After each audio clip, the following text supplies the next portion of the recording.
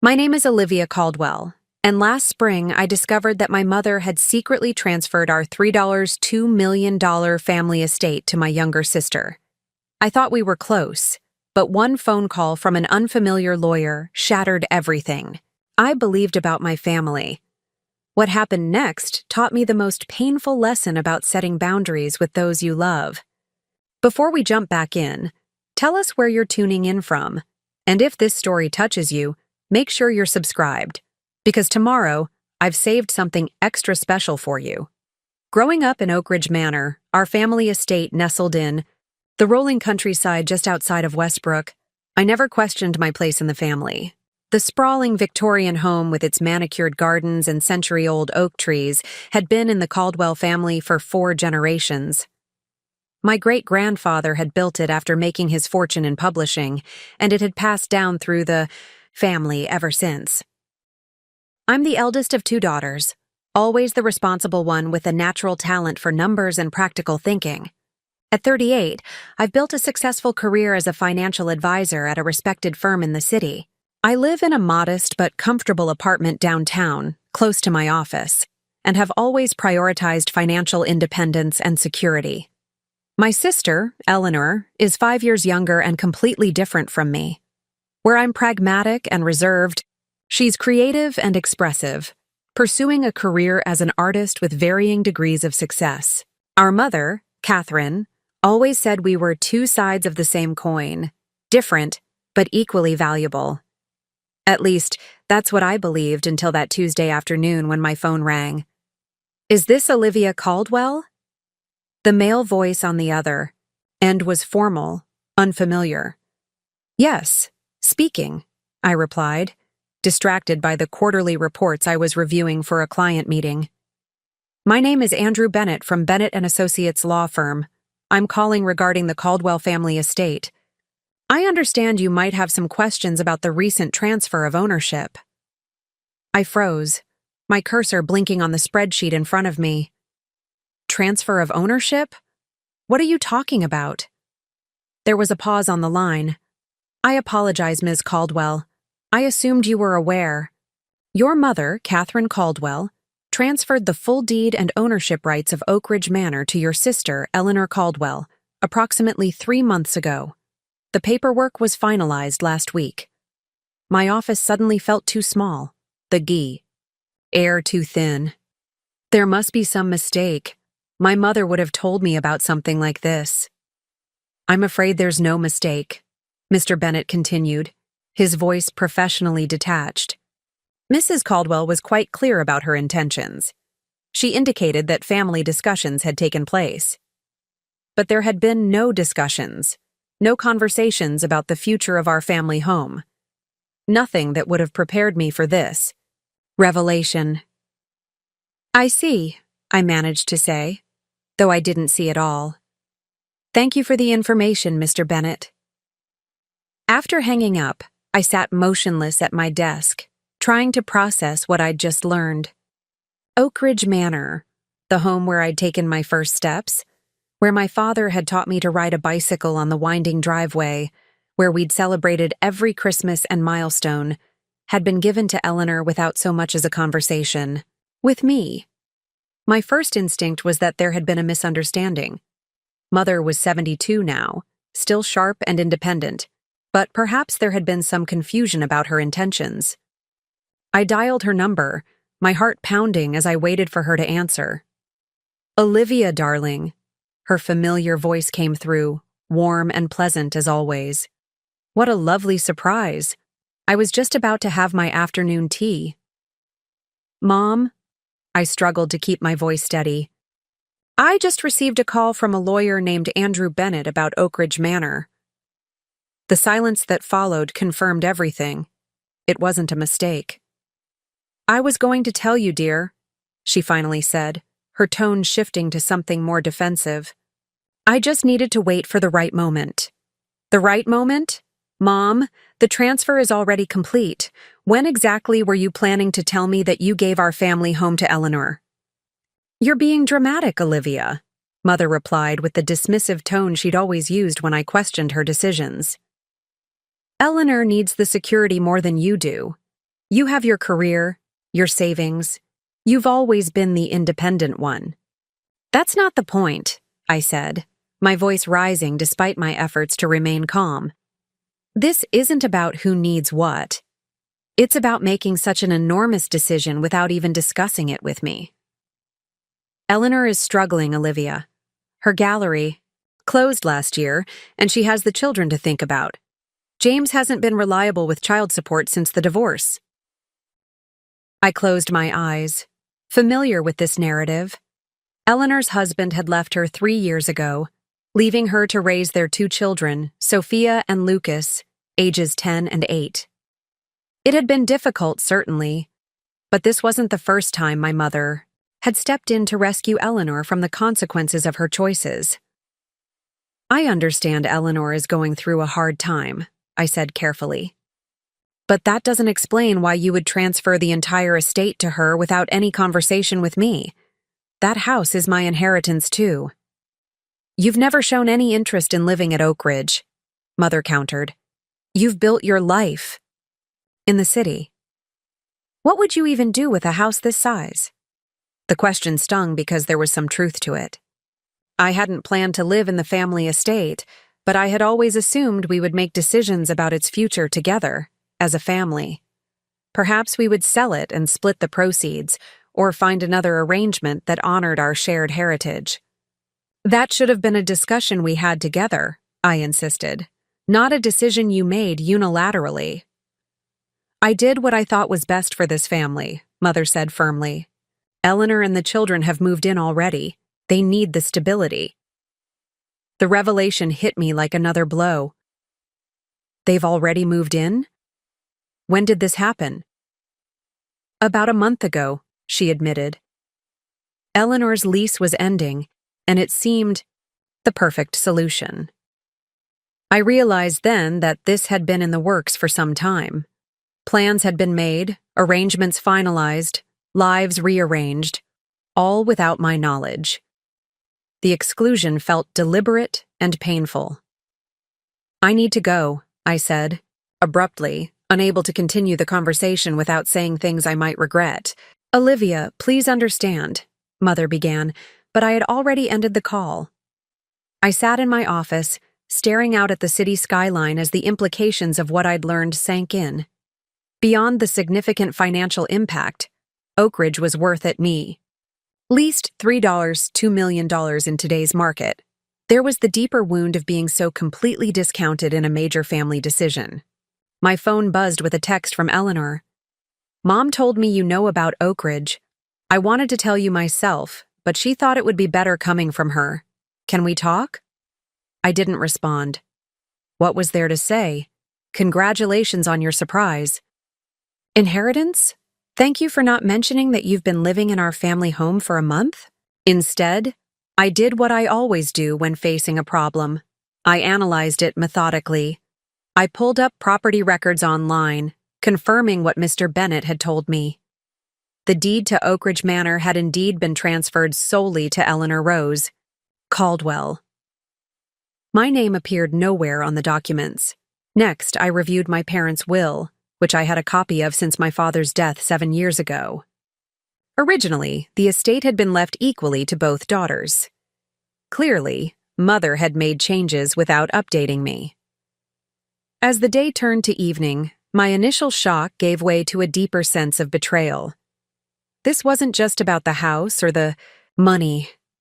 It was about being erased from a significant part of my family's legacy, about having my interests and feelings dismissed as irrelevant. When I finally left the office, instead of heading to my apartment, I found myself driving toward Oak Ridge. The hour-long journey gave me time to gather my thoughts, to prepare for the confrontation that was inevitable.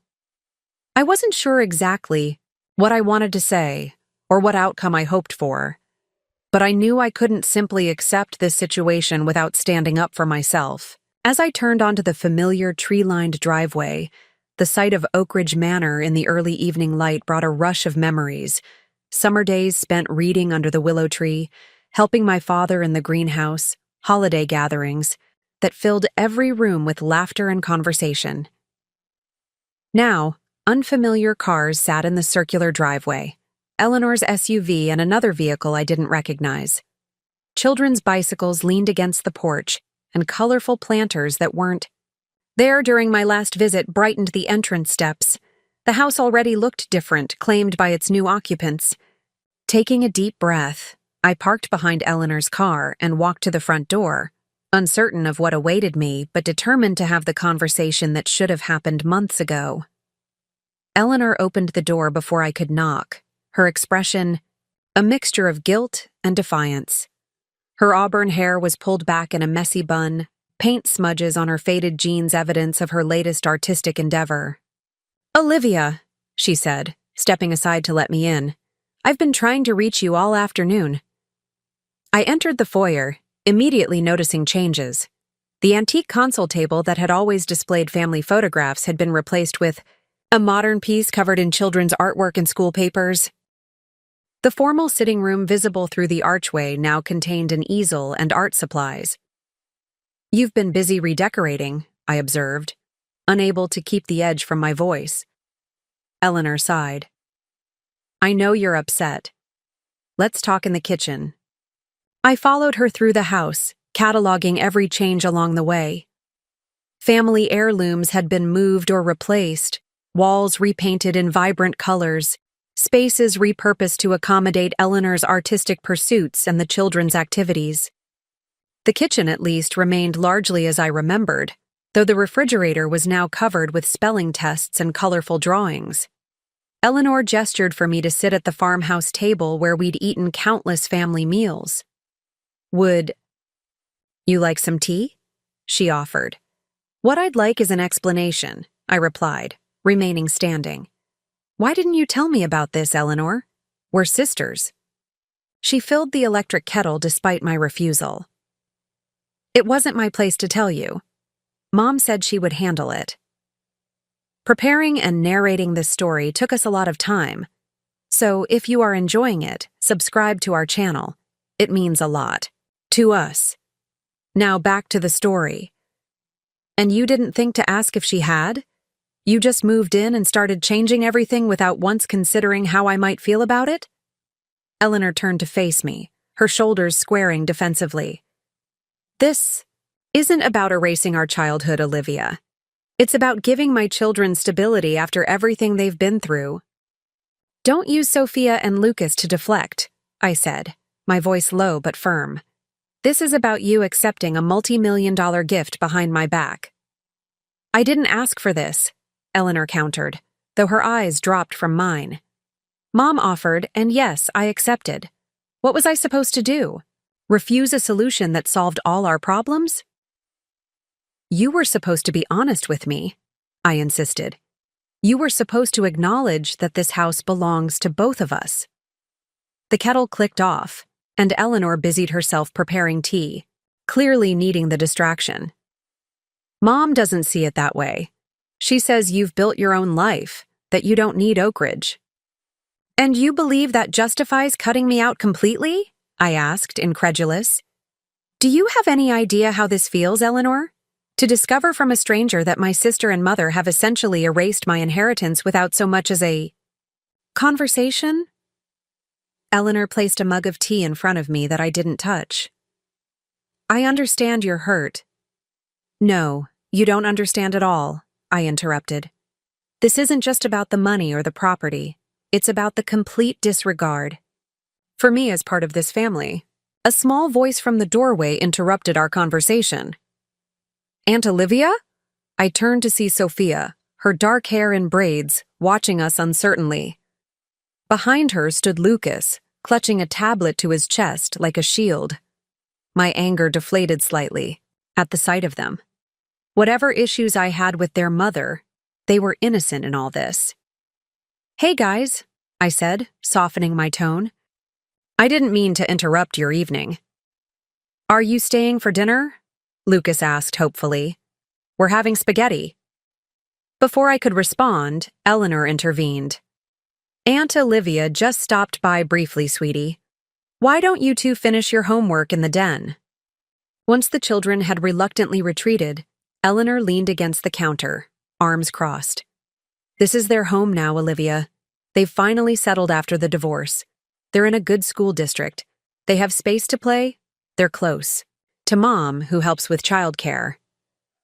I'm not suggesting you should be homeless, Eleanor, I said, frustrated by her defensive stance. But there were other options. Mom could have sold this place and helped you buy something suitable. She could have set up a trust that included both of us. She could have done practically anything other than completely cutting me out. Why does it matter so much to you? Eleanor challenged. You've never wanted to live here. You barely visit. Anymore? You have your fancy career and your city life. The question felt like a slap. How could she not understand the fundamental unfairness of what had happened? It matters because it's my heritage too, I explained, trying to remain calm. It matters because decisions like this should involve all affected parties. It matters because apparently my own mother and sister think so little of me that they orchestrated this behind my back. Eleanor had the grace to look uncomfortable. That's not fair. We weren't trying to hurt you. But you did hurt me, I said quietly. And neither of you seems to care. The back door opened before Eleanor could respond, and our mother entered carrying a canvas grocery bag. She froze momentarily upon seeing me, then recovered with practiced poise. Olivia, what a surprise, she said, setting the bag on the counter. I didn't realize you were coming. Clearly, I replied. There's a lot you didn't tell me. Mother glanced at Eleanor, their silent communication confirming my suspicions about their united front. I see you two have been discussing the house. Not discussing, I corrected. That would imply a two-way conversation, something that should have happened months ago, before you gave away my inheritance. Don't be melodramatic, Olivia, Mother chided, removing items from the grocery bag as if we were discussing something as trivial as dinner plans. I made a practical decision based on current needs. Eleanor needs this house, you don't. That wasn't your decision to make unilaterally, I insisted. And need isn't the only consideration here. What about fairness? What about honoring Dad's wishes that we both inherit equally? Mother's expression hardened. Your father isn't here to see how circumstances have changed. I am, and I did what any mother would do. I provided for the child who needed help. At the complete expense of the other child, I pointed out. What exactly am I inheriting? Now, Mom? Have you set anything aside for me, or does being financially responsible mean I deserve nothing? Mother's lips pressed into a thin line. This attitude is precisely why I didn't discuss it with you first. You've always been so rigid, so focused on what's fair rather than what's needed. And you've always enabled Eleanor at my expense. I shot back, years of accumulated resentment bubbling to the surface. Every time she's faced consequences for her choices, you've stepped in to rescue her. That's unfair, Eleanor protested. I didn't choose for James to leave us. No, but you chose to marry him despite everyone's concerns, I reminded her. You chose to quit your stable job to pursue art full-time without a financial plan. You chose to rent an apartment you couldn't afford on your own. So, I deserve to struggle forever because I made some mistakes? Eleanor's voice rose. Not everyone can be perfect like you, Olivia. I'm not perfect, I said, exasperated. I've just accepted the consequences of my decisions instead of expecting Mom to fix everything. Mother stepped between us, her authoritative presence filling the kitchen. That's enough. I won't have you two fighting like this. What's done is done, Olivia. The house belongs to Eleanor now. You need to accept that and move forward. The dismissal in her tone, the complete lack of recognition that I had any legitimate grievance, made something shift inside me. A lifetime of accommodating, of being the reasonable one, of putting family harmony above my own needs, suddenly felt like an unbearable weight. No, I said firmly.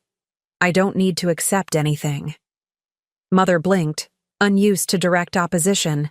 From me. Excuse me? I said no. I repeated, stronger this time. I don't accept this situation. I don't accept being treated as if my feelings don't matter. And I certainly don't accept being informed about major decisions affecting my inheritance after they've already been finalized. What exactly do you plan to do? Eleanor asked, a note of panic in her voice. Contest the transfer? Sue your own family? I looked between them. My mother, so certain of her authority that she never questioned her own decisions, and my sister, accustomed to being rescued from the consequences of her choices. In that moment, I realized that no legal action could address the real issue, the fundamental imbalance in how we related to each other. I'm not going to sue anyone, I said finally, but I am going to establish some boundaries that should have been in place long ago. What does that mean? Mother asked warily. I took a deep breath, knowing that what I was about to say would forever change our family dynamic. It means I'm stepping back from the constant expectation that I'll support Eleanor financially whenever she needs it, from the family pattern of making me the practical one while she gets to be the creative spirit who needs protection, from your assumption that I'll simply accept whatever decisions you make, regardless of how they affect me. Mother scoffed. Don't be ridiculous, Olivia. We're family. Yes, we are, I agreed. And families should treat each other with respect. That includes respecting my right to be included in significant decisions and acknowledging when you've hurt. Eleanor looked genuinely distressed. Olivia, please, we can work this out. We can, I said, but not today, and not by pretending this was acceptable. I need some time and space to process everything that's happened. I turned to leave, then paused in the doorway of the kitchen that had been the heart of our family. Home. I'm not cutting you out of my life. I'm just establishing that my feelings and interests matter too. When you're ready to acknowledge that, we can talk about moving forward. As I walked through the house toward the front door, I heard my mother's indignant voice. She'll come around. She always does. But this time, I knew I wouldn't. Something fundamental had shifted, and there would be no going back to the family dynamic I had accepted for so long. Stepping outside into the evening air, I felt a strange mixture of grief and liberation. The grief was for the family relationship I had believed in, one of mutual respect and consideration. The liberation came from finally acknowledging that this relationship had existed more in my imagination than in reality. As I drove away from Oak Ridge Manor, I realized that while I couldn't control what my mother and sister had done, I could control my response to it. For the first time in my life, I was choosing my own well-being over the family expectation that I would simply adapt and accommodate. It wasn't about the house anymore. It was about reclaiming my voice and my value within my own family story. The days following my confrontation at Oak Ridge unfolded in a predictable pattern. First came the barrage of messages, Mother's terse texts expressing disappointment in my dramatic behavior, Eleanor's lengthy voicemails alternating between apology and justification, even calls from extended family members who had somehow been informed that I was causing problems over Eleanor's house. I responded to none of them. For the first time in my life, I allowed myself the space to process my feelings without immediately managing everyone else's reactions. This wasn't about punishing them or creating drama. It was about honoring my own experience before rushing to smooth things over as I'd always done. At work, I threw myself into client portfolios and market analyses, finding comfort in the clarity of numbers and projections. My colleague Morgan noticed my distraction during our weekly strategy meeting. "Everything okay, Olivia?" she asked as we gathered our materials afterward. "You seem a million miles away." I hesitated, unused to discussing personal matters in the workplace. But Morgan and I had collaborated for nearly 6 years, and her straightforward approach had always been refreshing. "Family issues," I admitted. "My mother transferred our family estate to my sister without telling me. I just found out last week." Morgan's eyebrows shot up. "Seriously? That's a significant oversight." "Oversight implies it was accidental," I said, organizing files with more force than necessary. This was quite deliberate. What are you going to do?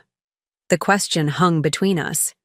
In the past, my answer would have been automatic. Find a way to accept it, maintain family harmony, be the bigger person. But something had fundamentally shifted inside me. I'm not sure yet, I replied honestly, but I'm not going to pretend it didn't happen or that it was somehow acceptable. Morgan nodded thoughtfully. You know, I went through something similar with my brother a few years ago over my grandmother's antique collection. Not nearly the same value as a house, but the principle was similar. What happened? I asked, genuinely curious. We didn't speak for 8 months, she said with remarkable casualness. It was actually the healthiest thing that could have happened. By the time we reconnected, the dynamic had completely reset.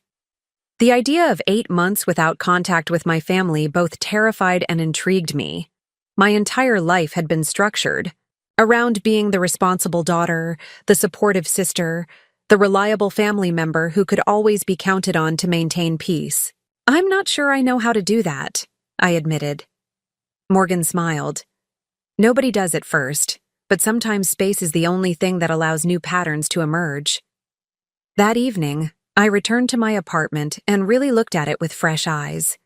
I had always viewed it as a temporary arrangement, practical, convenient for work, but not a true home. In the back of my mind, I had carried the assumption that Oak Ridge would always be there, the family anchor regardless of where my career took me. Now that assumption was gone, along with the inheritance I had taken for granted. The financial impact was significant. Oak Ridge represented not just sentimental value but substantial monetary worth that would have provided long-term security and options for my future. But as I moved through my living space, touching the items I had carefully selected over the years, I realized something important. I had been building my own home all along, piece by piece, choice by choice. The mid-century reading chair discovered at an estate sale, the hand-blown glass vase from a trip to Seattle, the collection of financial history books carefully arranged on built-in shelves. This wasn't a temporary stopping place. It was a reflection of who I was beyond the family identity I had accepted for so long. I poured a glass of wine and settled onto my balcony, watching the city lights emerge as dusk fell. For the first time, I allowed myself to imagine a future completely of my own making, unbound by family expectations or patterns. The ringing of my phone interrupted this rare moment of peace. Eleanor's name flashed on the screen. After a moment's hesitation, I answered. "Olivia, thank God," she said, relief evident in her voice. "I've been trying to reach you for days." "I needed some space," I replied simply. "I understand, but we need to talk about this. Mom's upset, the kids keep asking about you, and I hate this tension between us." The familiar pull of family obligation tugged at me, the expectation that I would set aside my own feelings to restore harmony. But Morgan's words echoed in my mind. Sometimes space is the only thing that allows new patterns to emerge. "I'm not ready to pretend everything is fine," I said firmly. "What happened was wrong, Eleanor, and rushing to smooth things over won't address the underlying issues. So you're just going to stay angry forever?" Her frustration was evident. "That doesn't solve anything." "I'm not trying to punish you," I explained. "I'm establishing that my feelings and interests matter too. For too long, I've accepted being an afterthought in family decisions because it was easier than causing conflict." "That's not fair," Eleanor protested. "You've always been the favorite. Mom and Dad were so proud of your achievements, your sensible career, your independence. Do you have any idea what it's like living in the shadow of someone who never makes mistakes?" Her words took me by surprise. "Is that really how you see it?" "Of course. You were the golden child, Olivia. Perfect grades, perfect career, perfect life. I was always the one who needed help, who couldn't quite measure up." I laughed, though there was no humor in it. While I was envying your freedom to pursue your passions, your ability to ask for help when you needed it, your special bond with Mom. The line went quiet for a moment as we both absorbed this revelation. We've never really talked about this, have we? Eleanor finally said, her voice softer. About how we actually experience our family. No, I agreed. We've just played the roles assigned to us since childhood. The responsible one and the creative one, she said. Mom's practical daughter and her sensitive artist. Those labels have shaped everything, I observed, including how we've handled this situation with Oak Ridge. Eleanor sighed.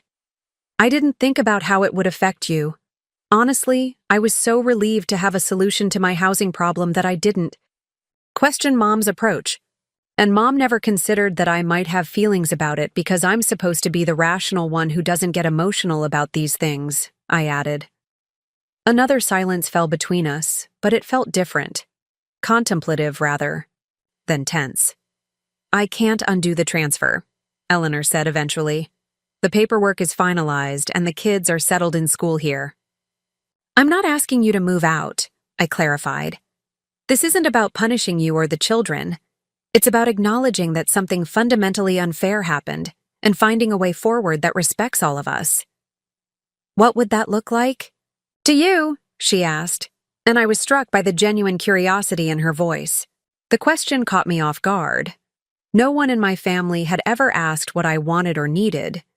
It had always been assumed that I would adapt to whatever arrangement benefited everyone else.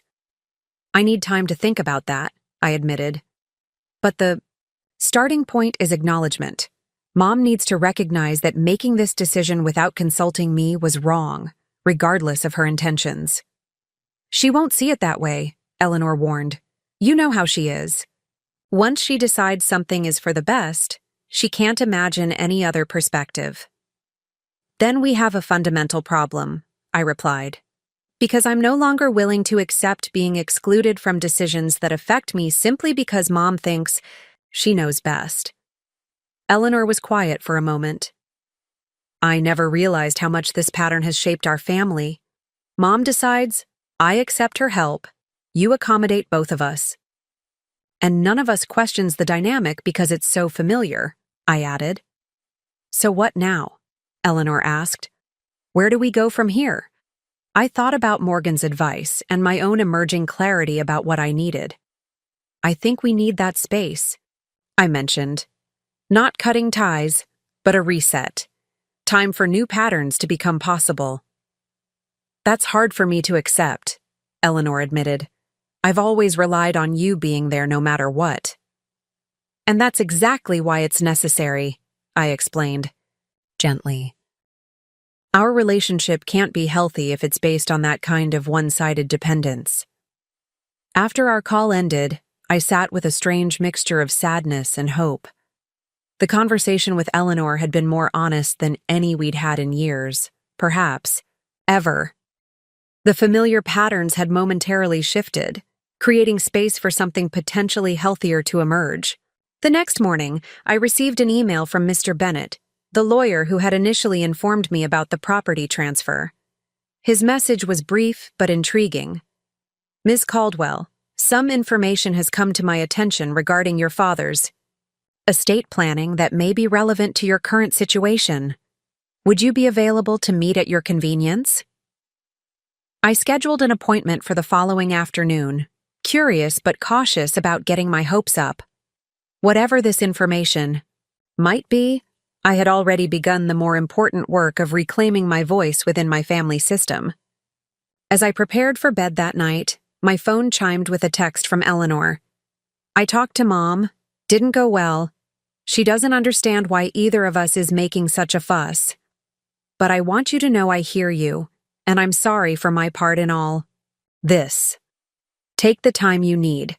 We'll be here when you're ready. It was a small step, but significant. The first acknowledgement that my feelings were valid and my request for space was reasonable. Perhaps, I thought as I drifted toward sleep, this painful situation would ultimately lead to something better than what we'd had before. Relationships built on mutual respect rather than rigid roles and unexamined patterns. The painful gift of this conflict was already becoming clear. The opportunity to redefine myself beyond the limited identity I had accepted for so long within my family system.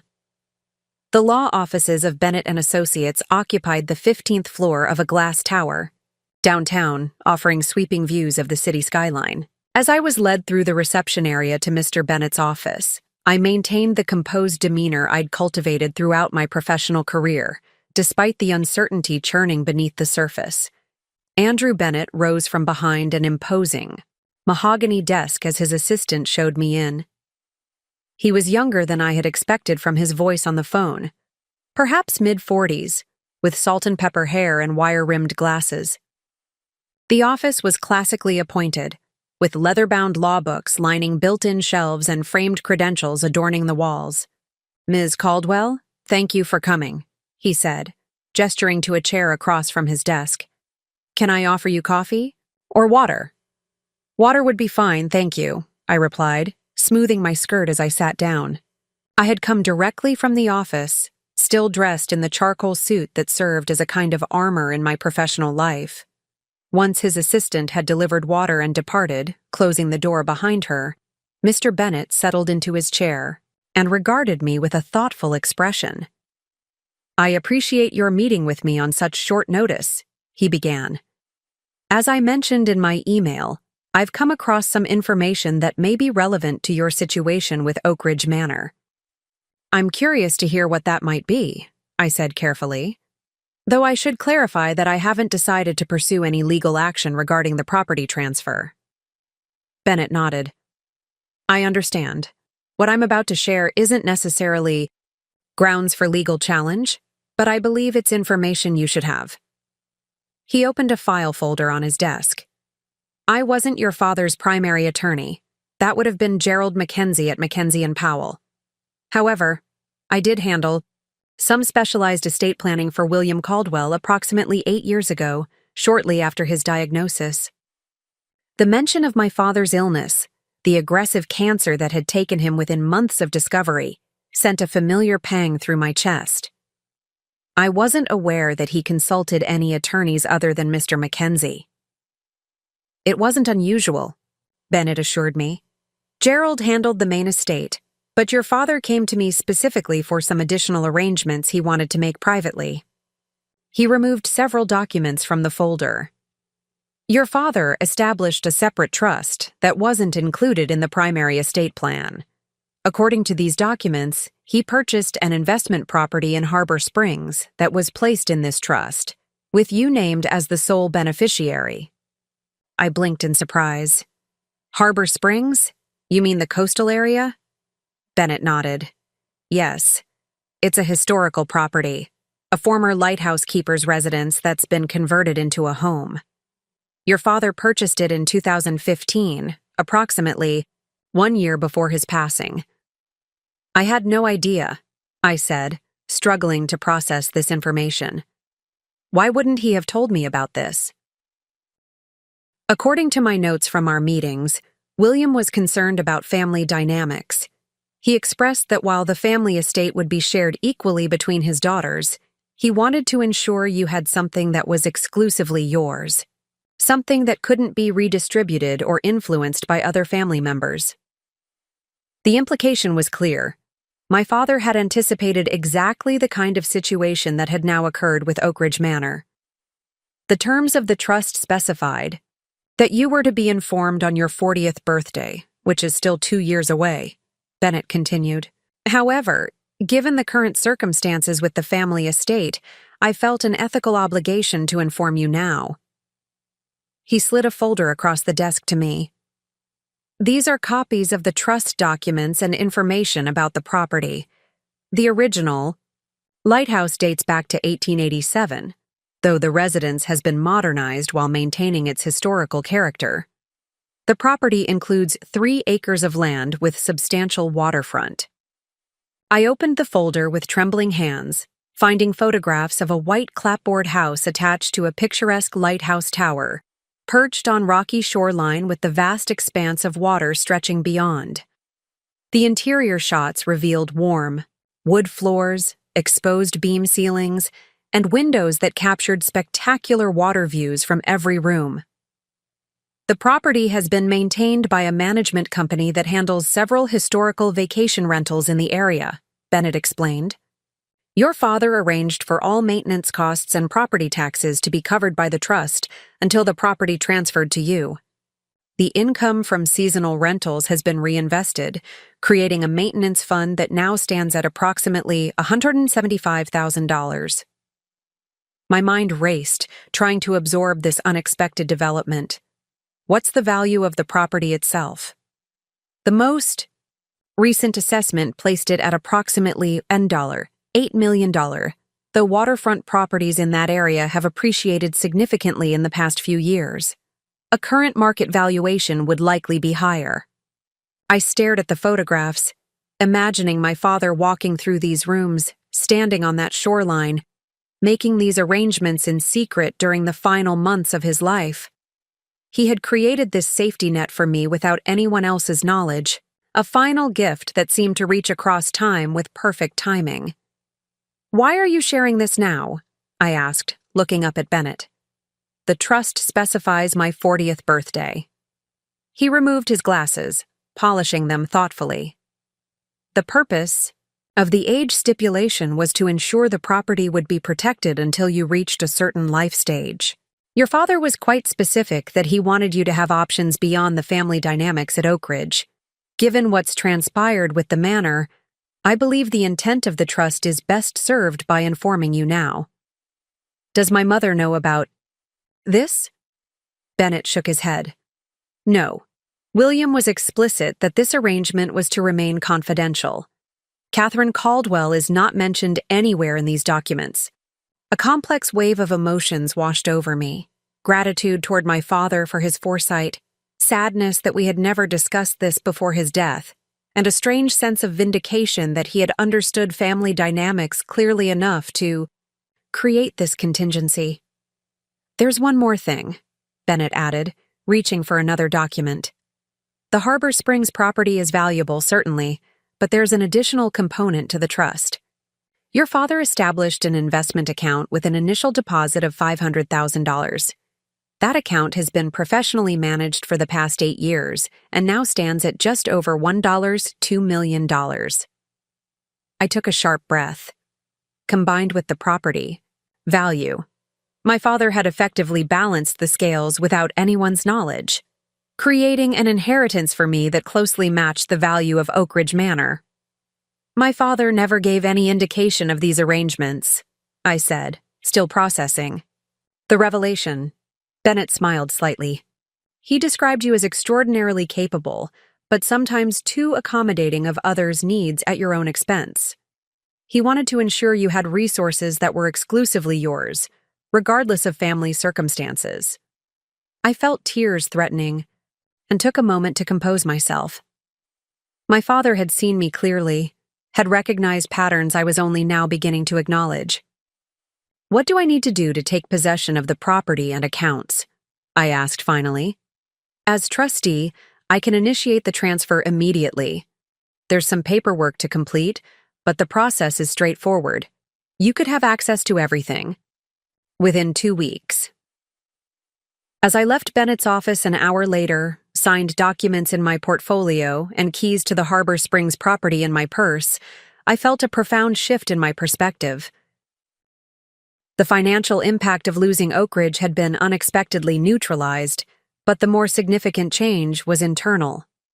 My father's final gift wasn't just the property and investments, it was the message behind them. He had seen the family dynamics clearly enough to create this contingency, this safety net that would ensure I couldn't be completely disenfranchised. In doing so, he had affirmed my worth within the family in a way that transcended the current conflict. Instead of returning to my office, I found myself walking to a nearby park, needing space to absorb the implications of what I'd learned. I sat on a bench overlooking a small pond, watching as afternoon sunlight filtered through the trees, creating dancing patterns on the water's surface. For the first time since learning about Oak Ridge, I felt my anger giving way to something more productive, a determination to reshape my family relationships on healthier terms, regardless of property or inheritance. The lighthouse property represented more than financial equity. It was a reminder that I deserved respect and consideration, that my place in the family wasn't contingent on always accommodating others' needs. My phone vibrated with a text from Eleanor. Mom is hosting Sunday dinner this weekend. I know you said you needed space, but we miss you. No pressure, just an invitation. In the past, I would have accepted immediately, eager to restore harmony regardless of whether underlying issues had been addressed. Now, I recognize the subtle pressure in the message. The implication that my absence was creating hardship for others, that the appropriate response was to set aside my own needs and resume normal family functions.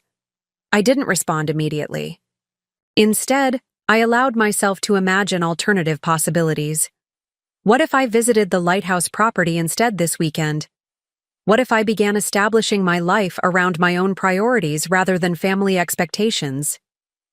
What if I approached relationships, with my mother, with Eleanor, with everyone, from a position of wholeness rather than accommodation? The realization of my father's private arrangements had shifted something fundamental in my understanding. I wasn't the overlooked daughter who had been unfairly deprived of inheritance. I was the daughter whose father had seen her clearly enough to create a path to independence that couldn't be undermined by family dynamics. As I walked back to my office, I composed a response to Eleanor. I appreciate the invitation, but I'll be traveling this weekend. I'm not ready for family gatherings yet. When I am, we'll need to have real conversations about patterns that need to change, not just resume as if nothing happened. I hope you understand. Her reply came quickly. I do understand. Take the time you need. Things can't go back to how they were anyway, not after everything that's happened. That evening, I began researching Harbor Springs, learning about the coastal community where my unexpected inheritance was located. I found myself drawn to images of the shoreline, imagining early mornings watching the sunrise over the water, evenings spent on the wraparound porch as stars emerged above the horizon. The property offered more than financial value or residential options. It represented possibility, the chance to define my life on my own terms rather than in relation to family expectations or established patterns. I called Morgan, my colleague who had shared her own family estrangement experience, and explained the unexpected development. That's incredible, she said when I finished. Your father essentially created a backup plan to ensure you couldn't be completely disenfranchised. It feels like he's reaching across time, telling me he saw what I'm only now beginning to recognize about our family dynamics, I admitted. So what will you do now? Morgan asked. Confront your mother with this information? The question gave me pause. The temptation to use this revelation as vindication was strong, to present it as evidence that I hadn't been forgotten after all, that my father had valued me enough to create this secret provision. But such an approach would merely continue. The pattern of seeking validation from a family system that had consistently marginalized my needs. No, I said finally. I'm going to visit the property this weekend. I need to see it for myself, to understand what possibilities it might hold. The conversations with my family will happen when I'm ready, from a position of clarity rather than reaction. That sounds remarkably healthy, Morgan observed with approval. Creating your path forward before engaging with the family drama. As we ended the call, I felt a sense of purpose I hadn't experienced since learning about Oak Ridge. The path forward wasn't about fighting for recognition within a dysfunctional system, but about building something new that honored my own values and priorities. My father's final gift wasn't just financial security, it was the freedom to redefine myself, beyond the limited role I had accepted for so long, to become the author of my own story rather than a supporting character in someone else's. The drive to Harbor Springs took just over 4 hours, carrying me north away from the city through gradually changing landscapes. Urban density gave way to suburbs, then to farmland, and finally to the thick forests of northern Michigan. I had left early Saturday morning, watching the sunrise in my rearview mirror as I headed toward an inheritance I hadn't known existed a week earlier. I had deliberately chosen to make this journey alone, despite Eleanor's text suggesting she might accompany me for moral support. This first encounter with my father's final gift needed to be a private experience, unmediated by family expectations or reactions. My navigation system guided me through the charming town center of Harbor Springs, with its Victorian-era buildings and bustling weekend activity, then along the coastline where elegant summer homes alternated with protected natural areas. The road narrowed as it curved along the shoreline, eventually turning onto a private drive marked only with the number 1887, the year the lighthouse was built. The property revealed itself gradually. First came the glimpse of white clapboard through the trees, then the distinctive silhouette of the lighthouse tower against the vast blue expanse of water. As I parked in the small gravel area beside the house, the full impact of what my father had secured for me came into focus.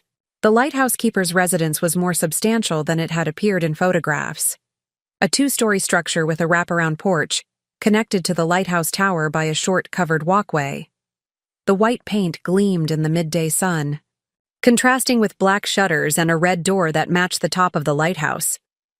The property management representative, Claire Donovan, was waiting on the porch as I arrived. She was a trim woman in her 50s, with silver-streaked hair pulled back in a practical ponytail and the weathered complexion of someone who spent considerable time outdoors. "Ms. Caldwell, welcome to Point Haven," she said, extending her hand. "I'm Claire. We've been maintaining the property since your father purchased it." "Point Haven," I repeated, testing the name. "I didn't know it had one." Claire smiled. "That's what your father named it. He said it was meant to be exactly that, a haven." The significance wasn't lost on me. My father had created this sanctuary years ago, anticipating that I might one day need precisely this, a haven of my own. "Did you know my father well?" I asked as Claire unlocked the bright red door. "I wouldn't say well, but we met several times during the purchase and renovation process. He was very specific about maintaining the historical character while creating a comfortable living space." She paused, seeming to consider her next words carefully. "He mentioned it was for his daughter, that it would be a surprise someday." I swallowed against the sudden tightness in my throat. It certainly was that. The interior of the home was a perfect balance of historical charm and contemporary comfort.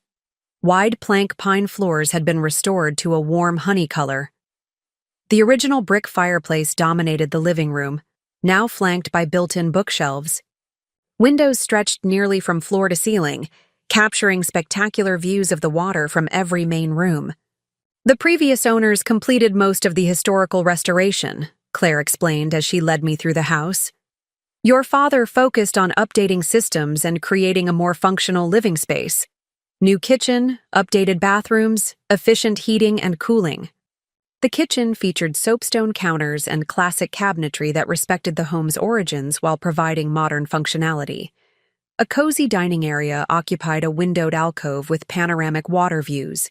Upstairs, 3 bedrooms each offered unique perspectives of the surrounding landscape, one facing the water, another overlooking a garden area, and the master suite with views in both directions. "The lighthouse tower itself has been converted into a studio space," Claire continued, leading me through the connecting walkway. "Your father thought it would make an excellent home office or creative area." The circular room at the base of the lighthouse had been thoughtfully designed with built-in desks and storage. A spiral staircase led upward to the lantern room, which had been preserved with its original Fresnel lens, though it was no longer functional as a navigational aid. Standing in that glass-enclosed space, with a 360-degree view of water, coastline, and sky, I felt a profound connection to my father that transcended the property itself. He had chosen this place, this lighthouse, as my inheritance. The symbolism wasn't subtle. A beacon, a guide, a structure designed to help navigate challenging waters. The property has been very popular as a vacation rental, Claire noted. As we returned to the main house, we've maintained a careful schedule to prevent wear and tear, limiting it to no more than 20 weeks of rental annually. The income has more than covered maintenance costs. Will the rental commitments be an issue if I decide to use the property myself? I asked, already imagining weekends spent here, perhaps eventually longer periods. Not at all. Your father's instructions were clear that whenever you took possession, your needs would take priority. We have a flexible cancellation policy with guests for exactly this reason. After Claire departed, leaving me with keys, security codes, and a detailed property manual, I wandered through the house alone, absorbing its details more fully. Each room revealed thoughtful touches that spoke to my father's consideration. The window seat with perfectly positioned reading light in the upstairs bedroom, the kitchen drawers organized exactly as I would have arranged them, the selection of regional history books on the living room shelves. In the master bedroom, I discovered a small safe tucked into the closet. Using the combination Bennett had provided, I opened it to find an envelope with my name written in my father's distinctive handwriting. My hands trembled slightly as I broke the seal. The letter inside was dated just 3 weeks before his death. My dearest Olivia, if you're reading this, then Andrew Bennett has shared with you the arrangements I've made. I had planned for this moment to come on your 40th birthday, but Bennett has my permission to accelerate the timeline if circumstances warrant it. This property is yours alone, not part of the family estate, not subject to your mother's influence or your sister's needs. I've observed over the years how willingly you set aside your own interests to maintain family harmony, how often your considerable contributions go unacknowledged because they're simply expected. Point Haven represents my hope for you, that you will claim space in this world that is entirely yours, defined by your choices rather than others' expectations. The lighthouse seems particularly fitting, a structure designed to guide safe passage through difficult waters. I regret that I won't be there when you discover this place. I would have loved to see your expression, to walk these rooms with you and explain the choices that went into creating this sanctuary. But perhaps this way is better, allowing you to experience it without my presence influencing your response.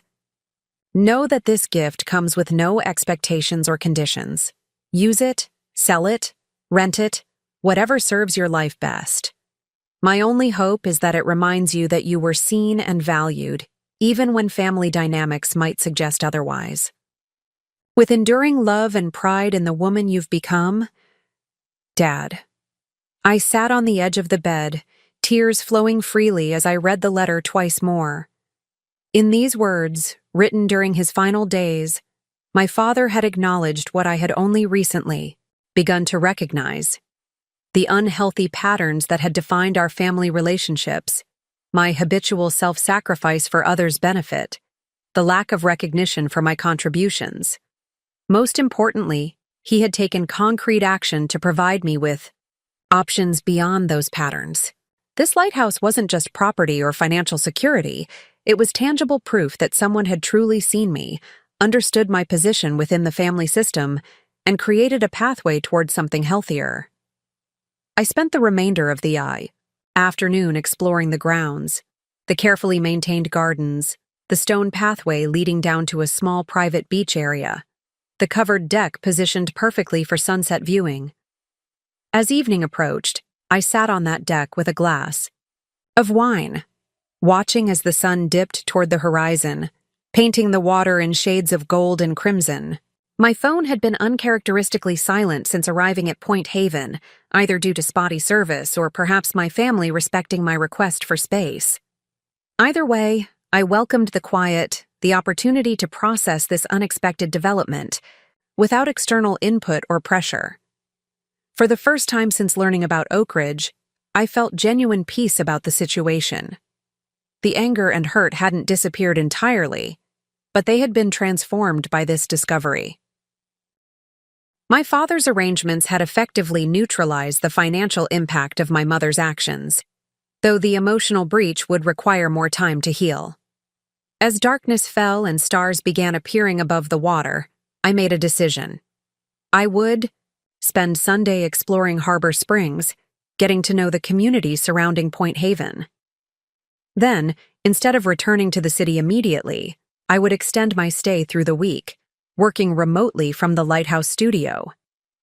The physical distance would provide continued space from family pressures while allowing me to experience this place as more than a weekend retreat. I composed a brief email to my team at work, arranging for my remote schedule, then texted Eleanor. I've decided to stay in Harbor Springs through the week. Found something unexpected that I need time to process. Will explain when I return. Her response came quickly. Sounds mysterious. Take the time you need. Things are calmer here. Mom's still upset, but no longer trying to convince everyone. You're being unreasonable. The subtle shift in tone was noteworthy. Instead of attempting to draw me back into the family system, Eleanor was acknowledging my right to space and independence. Perhaps our honest conversation had initiated changes beyond my own boundaries. That night, I slept in the master bedroom, windows cracked to let in the sound of waves against the shoreline. For the first time in weeks, my sleep was deep and untroubled, free from the circular thoughts that had plagued me since learning about Oak Ridge. Morning arrived with spectacular clarity, sunlight streaming through east-facing windows, illuminating the room with golden light. I made coffee in the well-appointed kitchen and took it to the deck, watching fishing boats move across the horizon as the day began. In this peaceful setting, I found myself considering the path forward with new perspective. The lighthouse property had fundamentally altered the power dynamic in my family situation. No longer was I the disinherited daughter seeking recognition or compensation. I now stood on equal financial footing, my future secured through my father's foresight. This changed reality created options I hadn't previously considered. I could maintain distance from my family indefinitely if necessary, building a life centered around my own priorities rather than family obligations. I could engage from a position of strength rather than perceived disadvantage. I could even choose magnanimity, secure in the knowledge that my worth wasn't dependent on their validation. As I considered these possibilities, I realized that financial equity wasn't the most significant outcome of my father's arrangements. More important was the psychological freedom it provided, the concrete evidence that I deserved consideration, that my needs mattered, that someone had valued me enough to create this safety net.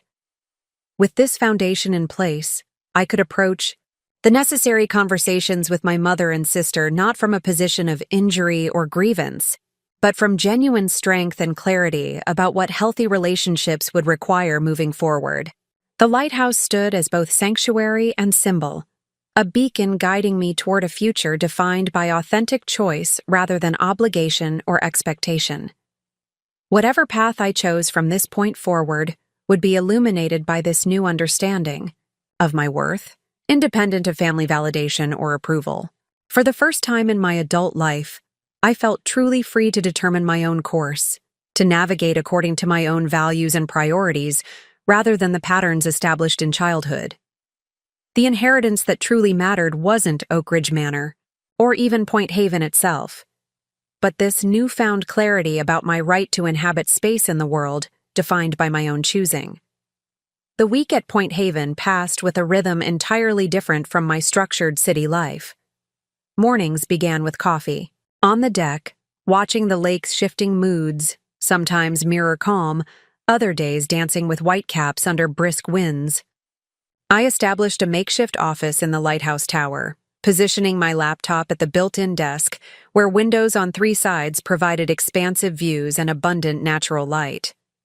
Remote work proved surprisingly productive in this environment. Client consultations conducted via video calls gained an unexpected element as several commented on my interesting background, leading to brief explanations about my temporary workspace. These conversations often shifted something subtle in client relationships, a humanizing element that stood in contrast to the formal office setting they were accustomed to. Between meetings and portfolio reviews, I explored Harbor Springs, gradually mapping its contours in my mind. The town combined the charm of a historic coastal community with surprisingly sophisticated amenities. Excellent restaurants, thoughtfully curated shops, a small but impressive art gallery featuring regional artists. Walking the harbor boardwalk, one evening, I found myself genuinely considering what life might look like if I spent more time here. On Thursday, Claire introduced me to Preston Hayes, the caretaker who maintained the Point Haven grounds and handled minor repairs. Preston, a retired Coast Guard officer with weathered features and capable hands, had worked with my father during the renovation process. "Your dad was particular about preserving the historical elements," he told me as we walked the property. Perimeter. "Wouldn't let us take shortcuts on anything, even parts visitors would never see. Said integrity wasn't about appearance, but about knowing the foundation was solid." The comment resonated beyond its literal meaning. My father had created this place with integrity, both in construction and in purpose. While my mother's transfer of Oak Ridge had been conducted in secrecy, with deliberate exclusion and questionable motives, my father's arrangements for Point Haven reflected transparency of intention and genuine concern for my well-being. "Were you surprised when he purchased this property?" I asked Preston as we inspected the boathouse, a simple structure that housed a small motorboat and kayaks for tenant use. Preston adjusted his worn canvas hat thoughtfully. "Not really. He seemed a man who knew his mind from the start. Came up here 3 times before making an offer, walked every inch of the property, spent hours sitting on that deck just watching the water." He glanced at me.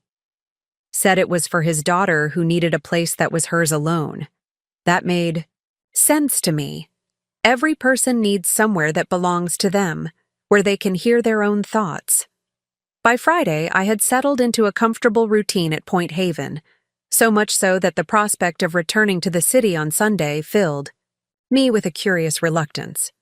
I extended my reservation for an additional week, adjusting my work schedule accordingly.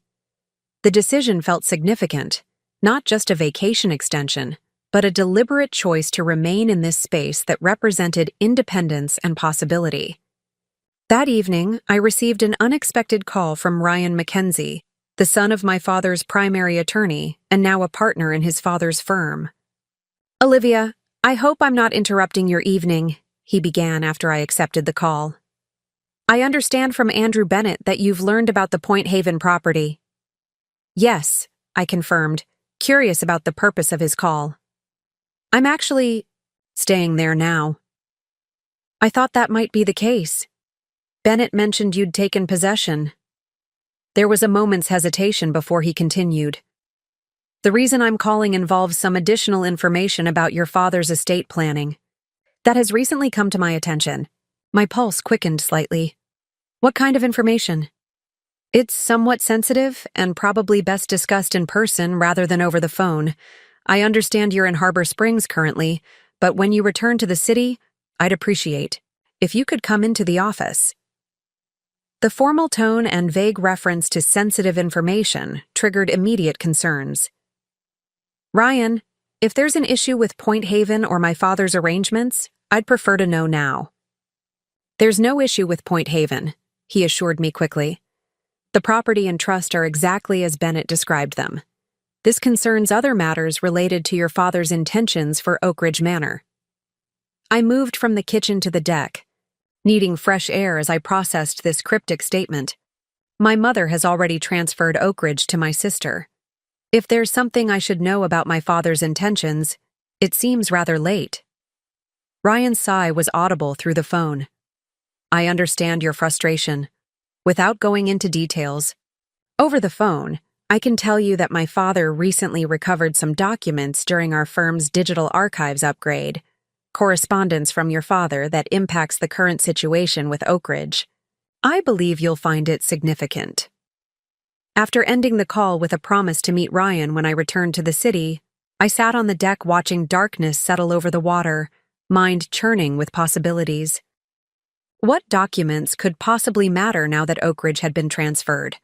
Was there some legal constraint my mother had overlooked? Some condition in my father's arrangements that might invalidate her actions? The uncertainty might have consumed my evening had Claire not arrived with an unexpected invitation. A group of year-round residents have a Friday tradition at the landing, she explained, referring to a dockside restaurant I'd noticed during my explorations. Nothing formal, just drinks and dinner, locals sharing news and stories. I thought you might enjoy meeting some of the community. The invitation offered welcome distraction from speculating about Ryan's cryptic call. I'd like that, I said, realizing I'd had minimal human interaction beyond work calls throughout the week. The landing proved to be exactly the kind of authentic local establishment I'd hoped to find. Rustic without being contrived, busy without being chaotic. Claire introduced me to her circle with simple directness. This is Olivia Caldwell, William. Caldwell's daughter. She's staying at Point Haven.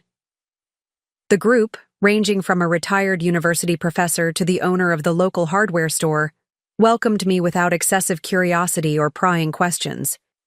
Conversation flowed easily, covering local history, upcoming community events, and good-natured debates about the best fishing spots along the coast. Midway through dinner, Claire's husband, Mark, a marine biologist who managed the local nature center, asked the question that had likely been on several minds. Will you be spending more time at Point Haven now that you've discovered it? The question was asked without agenda, simple curiosity, rather than the layered expectations I was accustomed to from family inquiries. I found myself answering with unexpected honesty. I'm considering it. This week has been clarifying. There's something about this place that provides perspective I've been missing. Nods around the table suggested understanding beyond my specific circumstances. The water does that, commented Elaine, the silver-haired professor emeritus. Changes your relationship with time. In the city, time is always rushing forward, demanding more. Here, the rhythms are different. Tides coming and going, seasons changing. Reminds you that not everything needs immediate resolution. Her observation articulated something I'd felt but hadn't named during my stay, the gradual unwinding of urgency that had characterized my approach to the Oak Ridge situation. Distance and the lighthouse setting had shifted my perspective from reactive to contemplative, creating space to consider longer horizons rather than immediate responses. Driving back to Point Haven after dinner, I found myself genuinely appreciating the community I'd glimpsed. These were people connected by choice rather than obligation, their relationships seemingly built on mutual respect rather than entrenched patterns or unspoken expectations. The contrast with my family dynamics was striking. Saturday morning brought an email from Eleanor with the subject line, "Update on Mom." The message was straightforward but revealing. Olivia, hope you're finding what you need in Harbor Springs, which I had to look up on a map. It looks beautiful. Things here have been evolving in your absence. Mom finally admitted yesterday that she should have discussed the Oak Ridge transfer with you before proceeding. Not quite an apology, but progress. I've been thinking a lot about our conversation and the patterns we talked about. You were right. We've all been playing assigned roles for so long that it became impossible to see alternatives. Your stepping back has created space for different interactions. Mom and I actually disagreed about something yesterday without her shutting down the conversation or me immediately deferring. Small steps, but meaningful. Take the time you need. When you're ready to talk, I am too. About Oak Ridge, about our relationship, about creating something healthier going forward. Eleanor. The email represented a significant shift from my sister's initial responses. Gone was the subtle pressure to return, the implication that my absence was creating hardship for others. In its place was acknowledgement of my perspective, and recognition that the family dynamic needed reconstruction. not just reconciliation. I composed a thoughtful reply, sharing limited information about Point Haven without revealing its full significance or financial implications. That conversation would come when I returned, in person rather than through digital communication. I expressed appreciation for her recognition of our unhealthy patterns and confirmed my intention to work toward more balanced relationships when I returned. The remainder of Saturday was spent on practical matters, reviewing the property maintenance schedule with Claire, discussing rental management options going forward, arranging for a small renovation to the kitchen that would improve functionality without compromising historical integrity. Each decision reinforced my connection to Point Haven, transforming it from unexpected inheritance to intentional investment. This place was becoming an extension of my identity, not in the entangled way Oak Ridge had been, where family legacy carried complex obligations, but as a clean expression of personal choice. Sunday morning dawned with perfect clarity, the water a brilliant blue beneath cloudless skies. I packed my belongings slowly, reluctant to leave despite knowing I would return soon. The lighthouse had worked its gentle magic over the past 9 days, providing not just physical sanctuary but psychological space to reimagine possibilities. Before departing, I climbed the spiral staircase to the lantern room one last time. Standing in that glass-enclosed space with 360-degree views, I thought about the lighthouse's original purpose: to guide vessels safely through difficult passages, to illuminate hidden dangers, to mark the way home. My father couldn't have chosen a more perfect metaphor for what I needed. Point Haven had become my beacon during a challenging transition, illuminating options I hadn't previously recognized and guiding me toward a future defined by conscious choice rather than inherited patterns. As I descended the stairs and prepared for the journey back to the city, I carried with me not just plans for the property, but a fundamental shift in perspective. The upcoming meeting with Ryan Mackenzie and inevitable conversations with my family no longer provoked anxiety. Whatever information awaited, whatever negotiations might be necessary, I would approach them from a position of clarity rather than reaction. The lighthouse had shown me that even in stormy conditions, with familiar landmarks obscured and usual paths disrupted, new directions remained possible with proper illumination. The light my father had provided wasn't just financial security, but the profound recognition that I deserved to navigate according to my own values rather than others' expectations. Driving away from Point Haven, watching the lighthouse recede in my rearview mirror, I felt not separation, but connection. To my father's legacy, to my own emerging clarity, to possibilities still unfolding. The beacon would remain, steady and constant, as I navigated the conversations and decisions ahead. The path forward wasn't about winning battles over property or inheritance, but about establishing relationships built on mutual respect, rather than entrenched patterns. Whether my mother and sister could participate in this reconstruction remained to be seen, but my own direction had become unmistakably clear in the light of my father's final gift. The law offices of Mackenzie and Powell occupied a historic building in the financial district, its limestone facade and brass fixtures speaking to established tradition. As I entered the marble-floored lobby on Monday afternoon, I carried myself with a confidence that felt both familiar and somehow different. The professional poise I'd cultivated throughout my career, now reinforced by a deeper personal certainty. Ryan. Mackenzie greeted me himself rather than sending an assistant, extending his hand with the precise formality that characterized the old guard legal establishment. Thank you for coming in, Olivia. I appreciate your making time so promptly after your return. Your call suggested this was important, I replied as he led me through the reception area toward a conference room rather than his office. I'm curious to learn what documents have suddenly become relevant after all this time. Ryan nodded, his expression carefully neutral. They emerged during our digital archives update. We've been converting older files to our new system, and in the process, some correspondence between your father and my father came to light that wasn't properly indexed in our previous database. The conference room was impeccably appointed, with a mahogany table, leather chairs, and discreet art on paneled walls. A folder sat centered on the table, alongside a laptop connected to a monitor mounted on the wall. Ryan indicated I should take a seat while he prepared to present the materials. "Before we begin," he said, settling into a chair across from me, "I want to clarify that neither my father nor I were aware of these documents until recently. Had we been, the current situation with Oak Ridge Manor might have developed quite differently." His disclaimer heightened my curiosity. "What exactly are we discussing, Ryan?" He opened the folder, revealing several printed emails and what appeared to be scanned handwritten notes.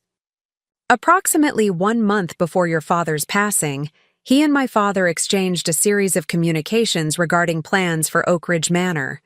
These were separate from the formal will and estate documents we had on file." Ryan turned the first document toward me, an email from my father to Gerald Mackenzie dated just 6 weeks before his death. "Gerald, following our discussion yesterday, I've given considerable thought to the Oak Ridge situation, while Catherine and I have agreed the property should pass to both daughters equally upon our deaths. I have growing concerns about whether this arrangement best serves everyone's interests long term. Olivia and Eleanor have fundamentally different approaches to life and financial management. My observation over the years suggests joint ownership would likely create tension rather than the family unity Catherine envisions. Shared property requires shared decision-making, which has never been our family's strength. I'd like to explore alternatives that might provide more clearly defined outcomes while respecting both daughters' connections to the property. Perhaps separate trust arrangements similar to what we established with Bennett for the Harbor Springs property. Let's discuss options when you have a moment. William." I looked up from the document, processing its implications. My father was having doubts about the joint inheritance arrangement. Ryan nodded. "Yes, and those doubts evolved into a specific alternative plan, as you'll see in the subsequent communications." He turned to the next document, Gerald Mackenzie's response outlining several options for restructuring the Oak Ridge inheritance, followed by additional exchanges refining these possibilities. The final email in the sequence contained my father's decision.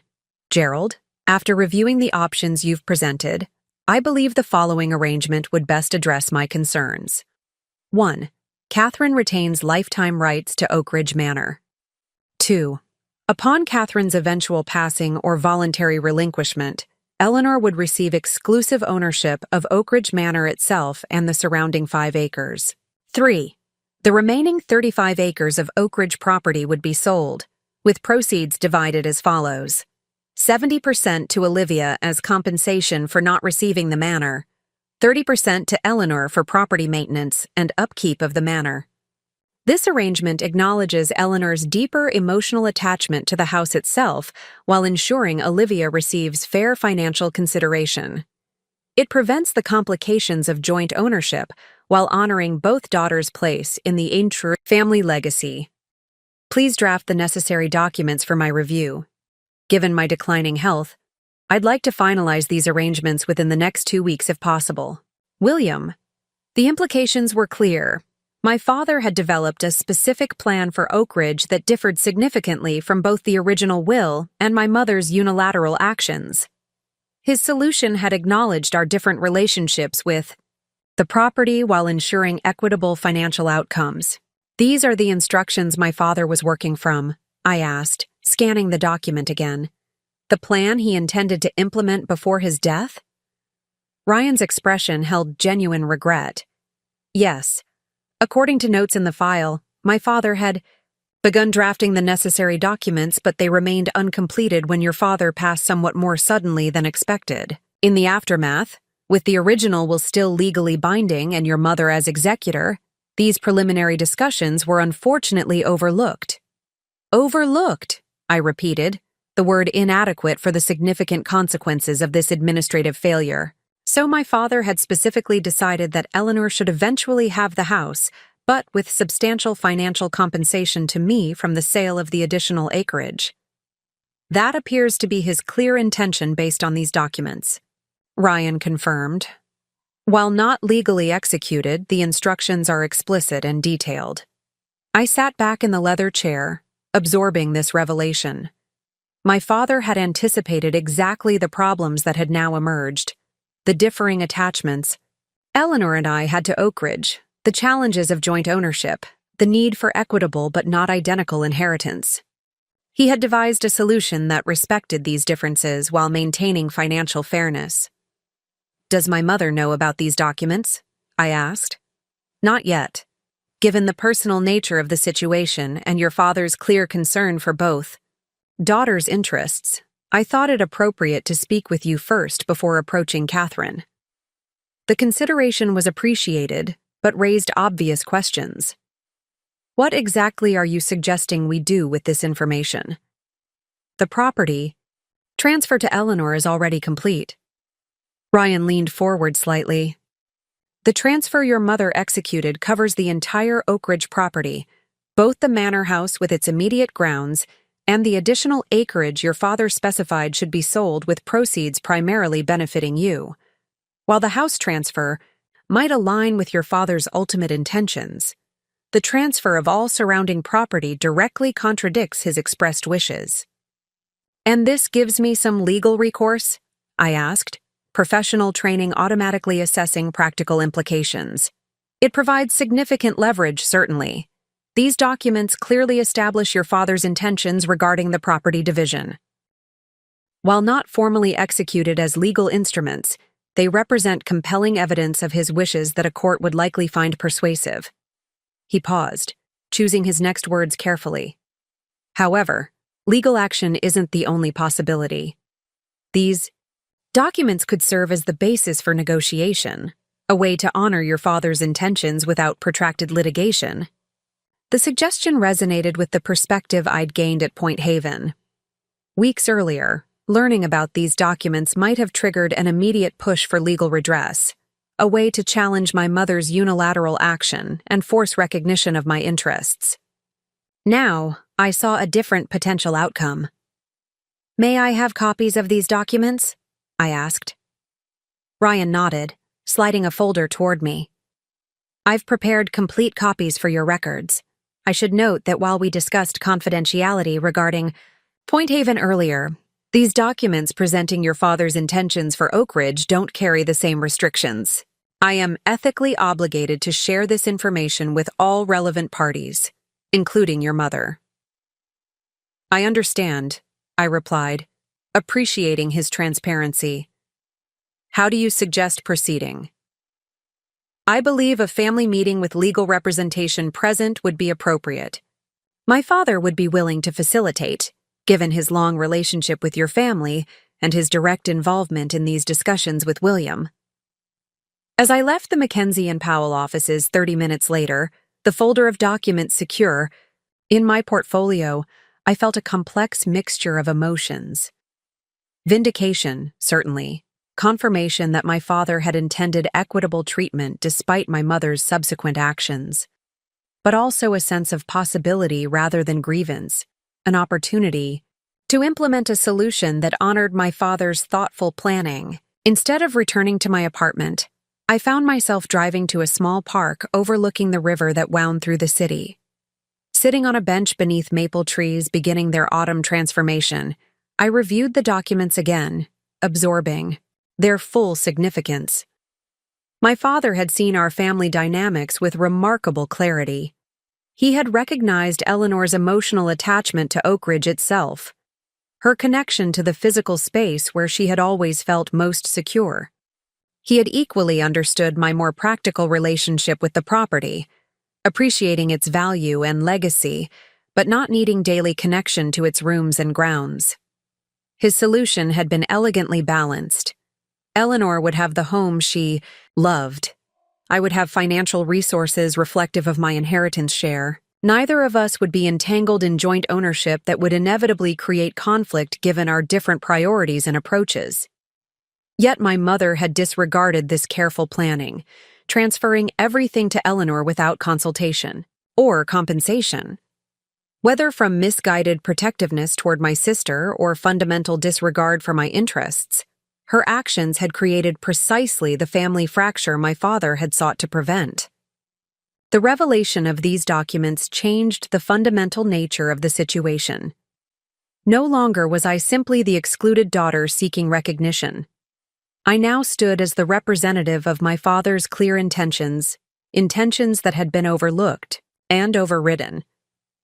This position offered power, but also responsibility.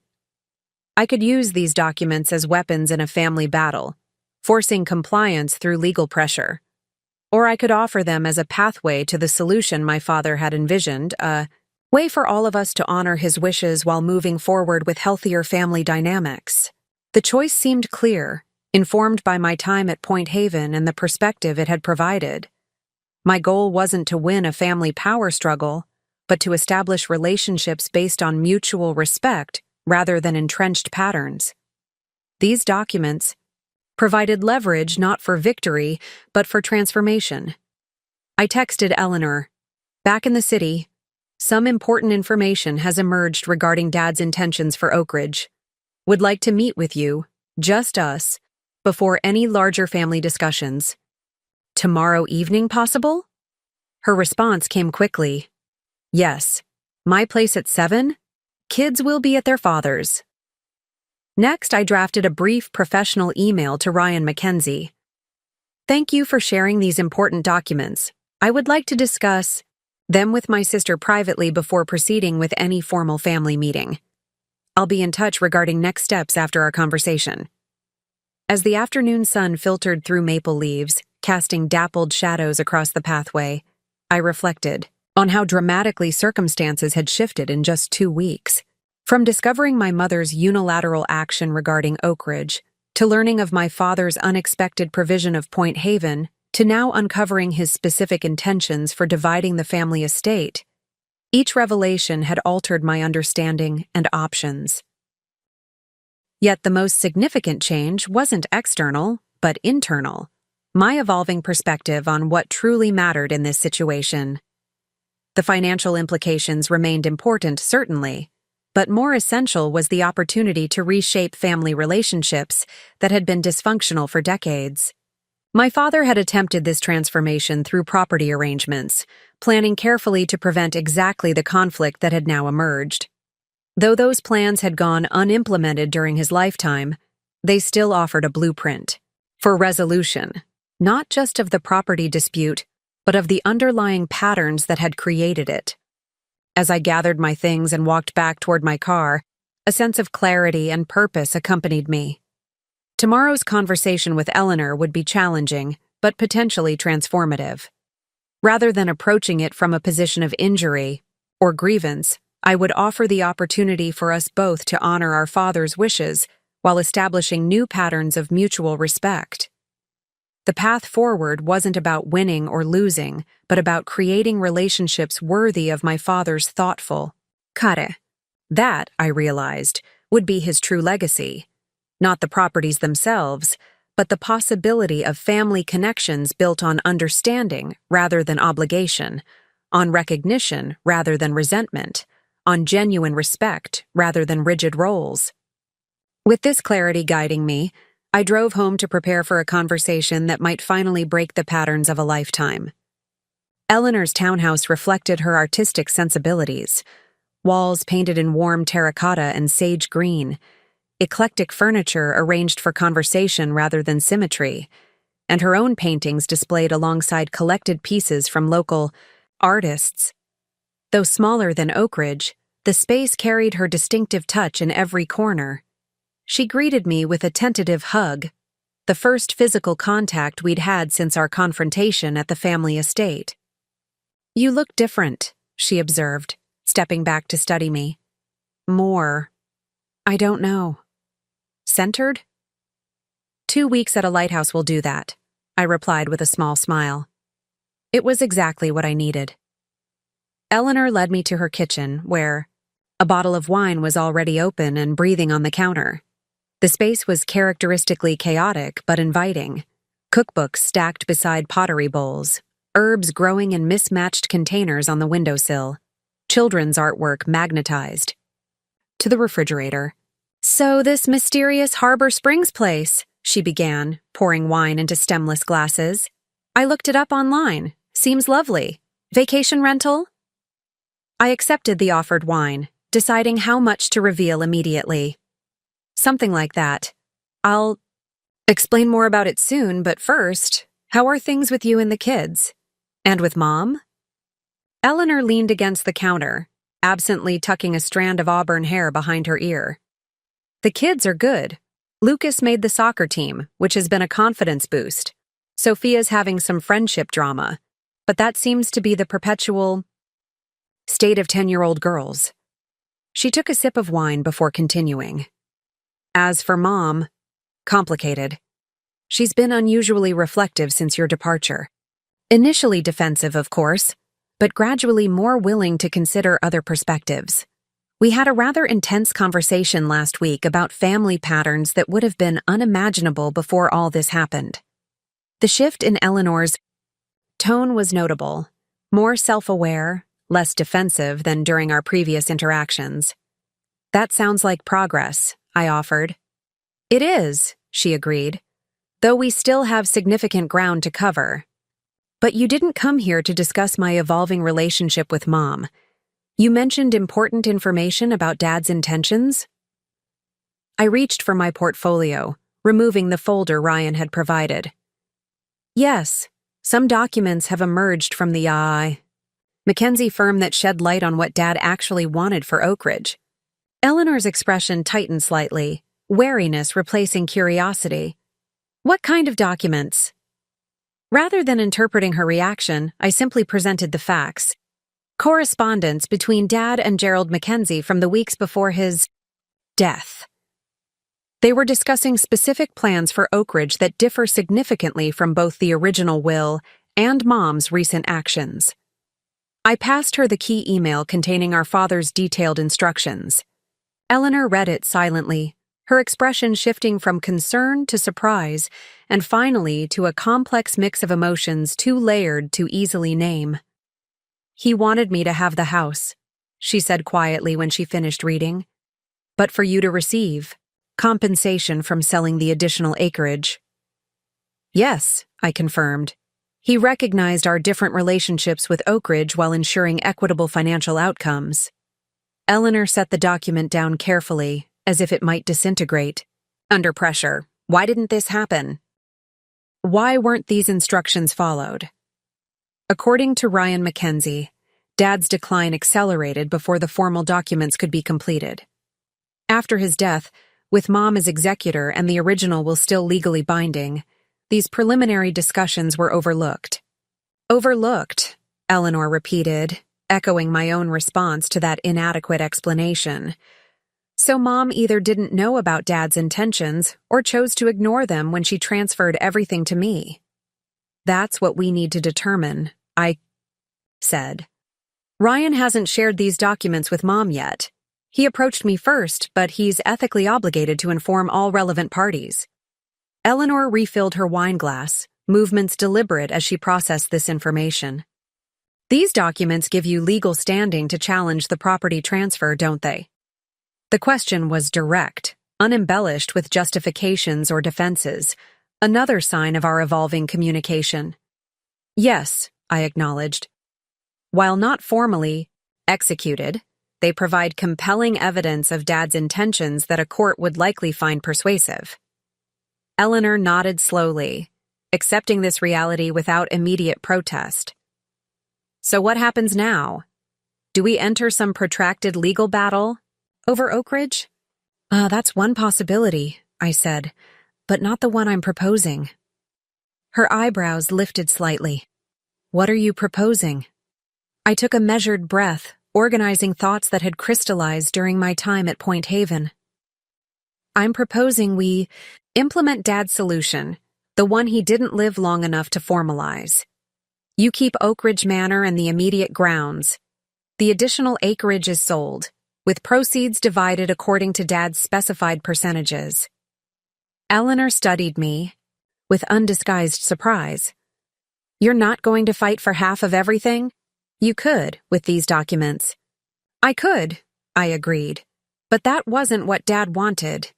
He understood something important about us, Eleanor. He recognized your deeper emotional connection to Oak Ridge itself and my more practical relationship with its value. His solution honored both perspectives while preventing exactly the conflict that's now emerged. And you're willing to accept his judgment on this, even after everything that's happened?" I considered the question carefully.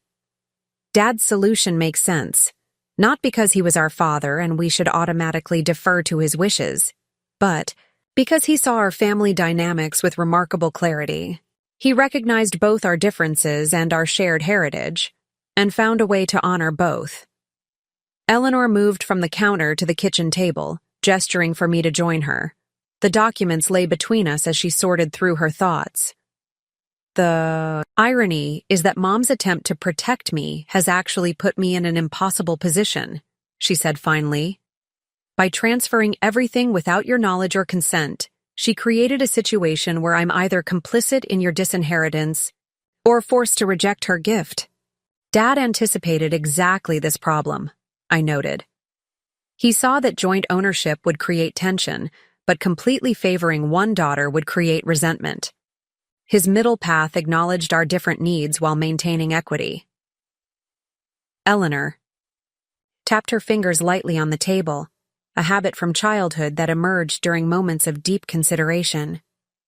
"What would this actually look like in practice? The sale of the additional acreage?" The question shifted our conversation from theoretical to practical, another positive sign.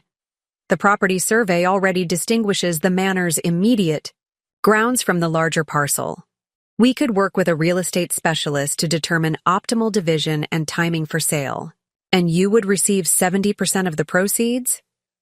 According to Dad's plan, yes, with 30% returning to you for maintenance and preservation of the manor. Eleanor nodded slowly. "That's actually quite reasonable. The manor requires significant upkeep, as you know. Having dedicated funds for maintenance would ensure it remains viable long-term. The absence of defensiveness or immediate rejection represented remarkable progress from our confrontation at Oak Ridge. Whether through my extended absence, her own reflection, or simply the objective evidence of our father's intentions, Eleanor seemed genuinely open to reconsidering the current arrangement. "There's something else you should know," I said after a moment, deciding complete transparency was necessary for true reconciliation. "Something that may help explain my perspective on all this." I described Point Haven, the lighthouse property my father had purchased and placed in trust for me, the financial arrangements he had made to ensure my independent security, the letter explaining his motivations for creating this separate inheritance.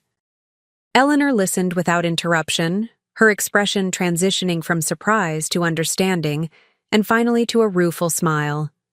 "So all this time I've been worried about you being disinherited, you actually had this incredible property waiting for you?" "I only discovered it recently myself," I explained. "The trust specified my 40th birthday for disclosure, but Bennett informed me early given the Oak Ridge situation." "Dad was protecting you," Eleanor said softly, "creating a safety net beyond Mom's influence." "Yes, and now I'm proposing we honor his wishes for Oak Ridge as well." Eleanor rose from the table, moving to the window that overlooked her small courtyard garden. For several minutes she stood in silence, processing everything she had learned. When she turned back, her expression held newfound clarity. "I want to do this properly," she said decisively. "Not just because these documents give you legal leverage, but because it's what Dad intended and what's fair. You deserve your share of the family legacy, Olivia." The acknowledgement, simple, direct, without qualification, represented a fundamental shift in our communication. No defensiveness, no deflection, just recognition of a basic truth that had been overlooked in recent events. "What about Mom?" I asked, addressing the most significant potential obstacle to implementation. Eleanor sighed. That won't be easy. She's invested in her narrative that I needed Oak Ridge more than you did. Convincing her to acknowledge Dad's different perspective will take work. We could approach her together, I suggested. Not confrontationally, but presenting Dad's solution as a way to honor his wishes while resolving current tensions. A united front rather than opposing sides, Eleanor mused. That would be a first. The observation contained both humor and truth. Throughout our lives, Eleanor and I had been positioned as contrasts rather than allies, the responsible daughter versus the creative one, the independent achiever versus the one needing support. Approaching our mother together, advocating for the same outcome would represent unprecedented solidarity. I think it's our best option, I said. Ryan Mackenzie has offered to facilitate a family meeting with legal representation present. Having a neutral third party might help keep the conversation productive. Eleanor nodded. Agreed.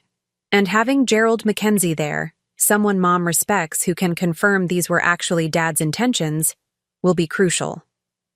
We spent the next hour discussing practical details, how to approach our mother, what supporting information to prepare, potential objections to anticipate. The conversation flowed with surprising ease, our complementary strengths emerging naturally. Eleanor's emotional intelligence balanced my strategic thinking. My organizational skills complemented her creative problem-solving. As the evening progressed, our discussion expanded beyond Oak Ridge to broader reflections on family patterns and possibilities for healthier relationships moving forward. Without the immediate pressure of property disputes, we found space to acknowledge how limited roles had constrained both our individual development and our sisterly connection.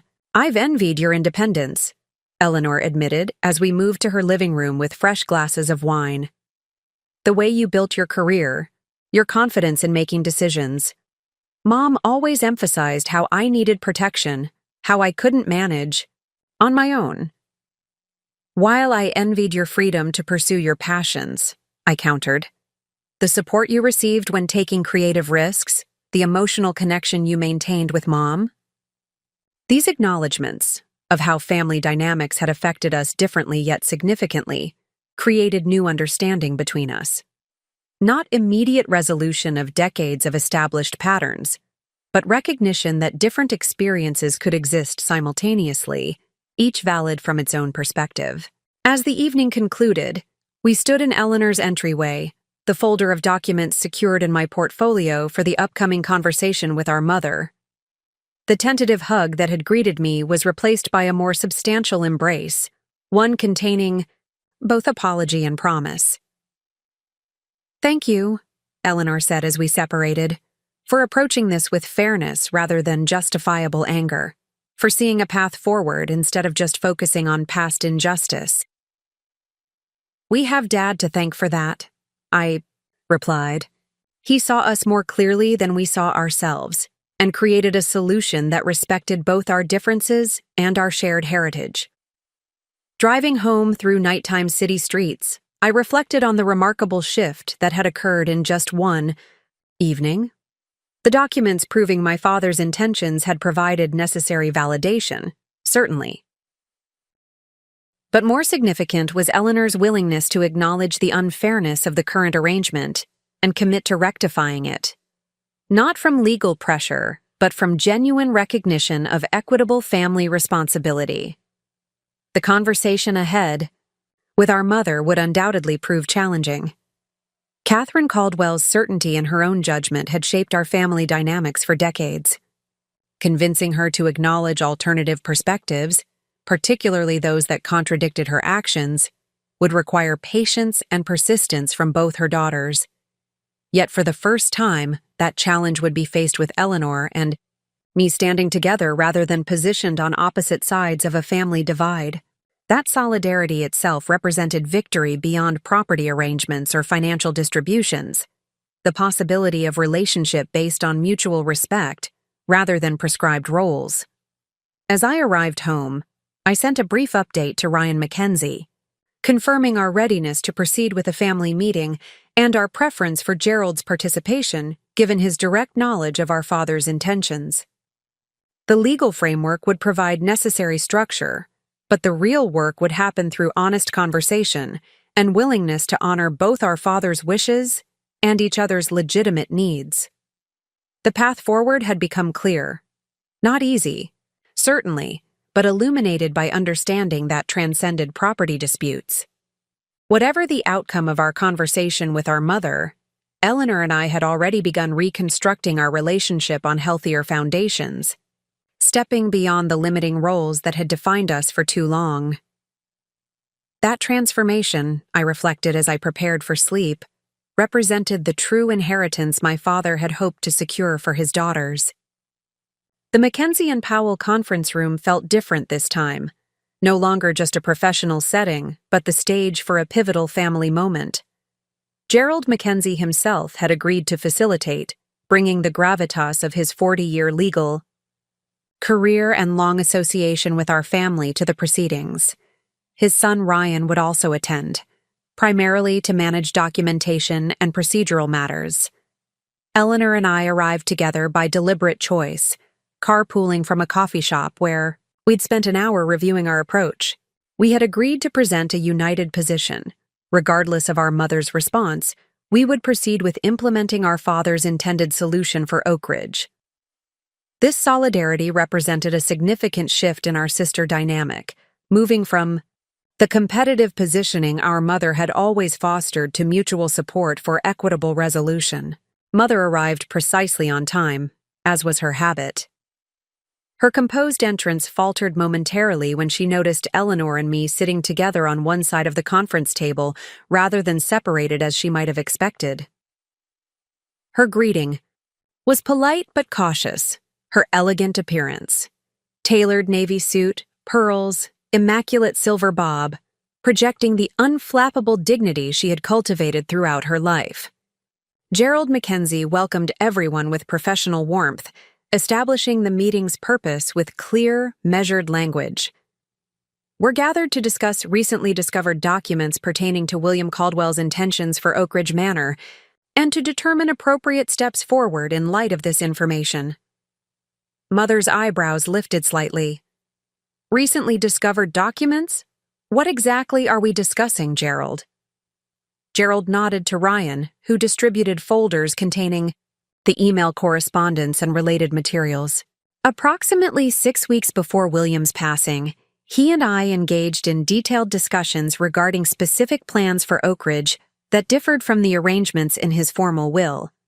These communications outline a careful, considered approach to dividing the property in a way that acknowledged both daughters' different relationships with the estate while ensuring equitable financial outcomes.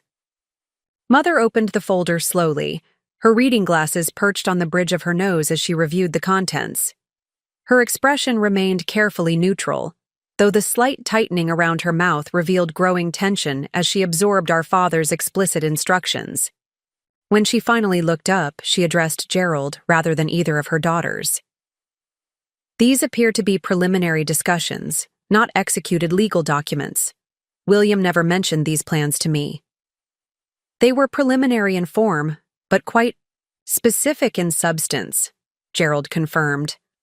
William and I were actively developing the formal documents when his condition deteriorated more rapidly than expected. His intention to implement this solution was clear and consistent throughout our discussions. Mother turned her attention to Eleanor and me, her gaze assessing. "And you've both reviewed these materials?" We nodded in unison. "Olivia discovered them first through Ryan," Eleanor explained, "but shared them with me immediately.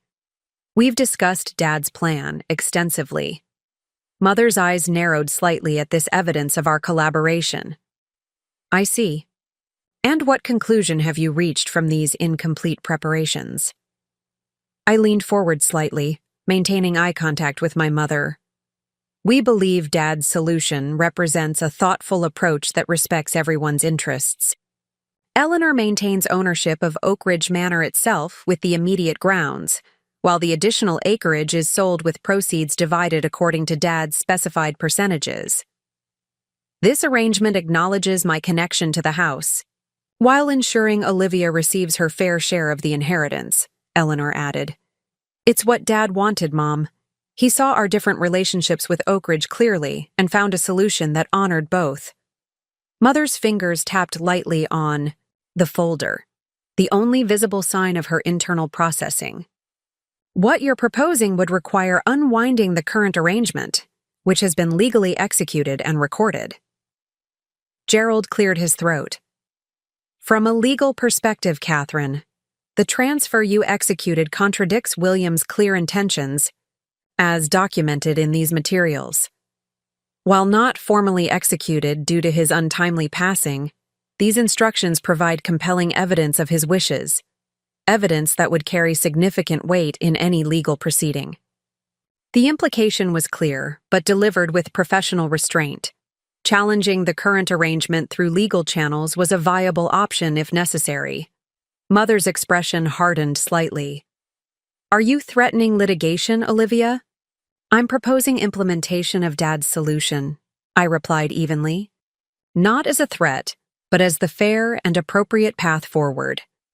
Dad understood our family dynamics with remarkable clarity. His arrangement prevents exactly the conflict that has now emerged. Conflict you created, Mother observed coolly, by refusing to accept the decisions I made as executor of William's estate and trustee of our family assets. Decisions that directly contradicted Dad's expressed intentions, I countered, maintaining composure despite the familiar dismissal. Decisions made without consultation or transparency, affecting inheritance rightfully shared between both daughters. Mother's gaze shifted to Eleanor. And you support this proposal? After repeatedly expressing how essential Oak Ridge is to your stability and the children's well-being? I do, Eleanor said firmly. Olivia and I keep the house and immediate grounds, Mom. Nothing changes regarding our living situation. But the additional acreage that we don't use, that sits undeveloped and requires maintenance without providing benefit, is sold, with proceeds divided as Dad intended. Mother sat back in her chair, studying us both with the assessing gaze that had often preceded judgment throughout our childhood. But something subtle had shifted in the dynamic. Neither Eleanor nor I lowered our eyes or adjusted our positions. We remained steady, united in our presentation of a reasonable solution rather than adversarial demands. William didn't understand the financial realities Eleanor faces, Mother said finally. The cost of maintaining Oak Ridge, educating the children properly, establishing security after James's abandonment. His percentage allocation doesn't account for these ongoing needs. Dad's arrangement specifically includes 30% returning to Eleanor for manor maintenance and preservation, I noted. He considered those exact concerns in his planning. And the 70% allocated to you? Mother challenged. What purpose does that serve beyond enriching someone already financially secure?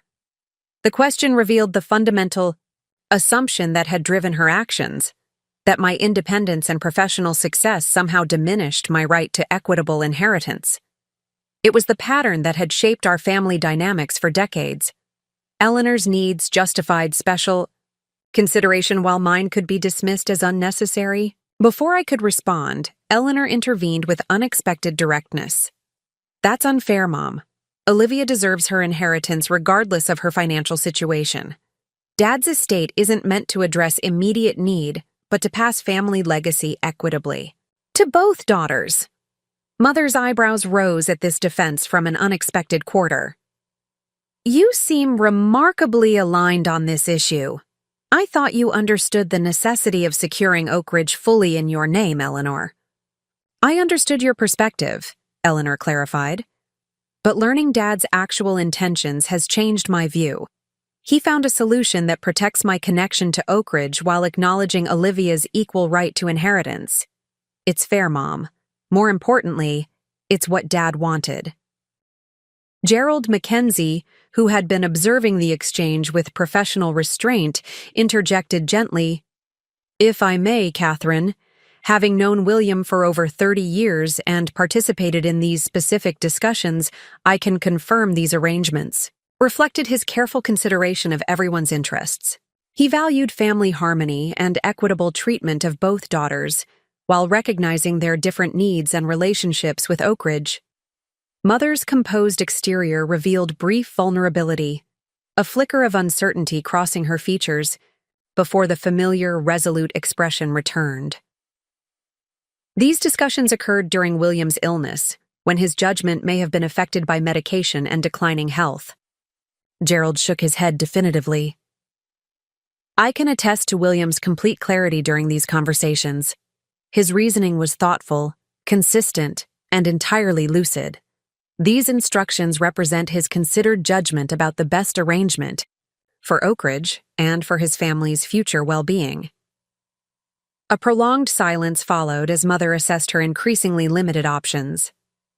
The documentation of our father's intentions, Gerald's professional testimony, and the unexpected unity between Eleanor and me had effectively countered her previous justifications.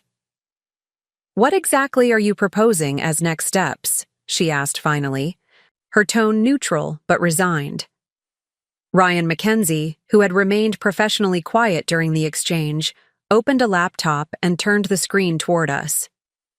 We've prepared a framework for implementation that respects William's specified arrangement. The process would involve several coordinated steps.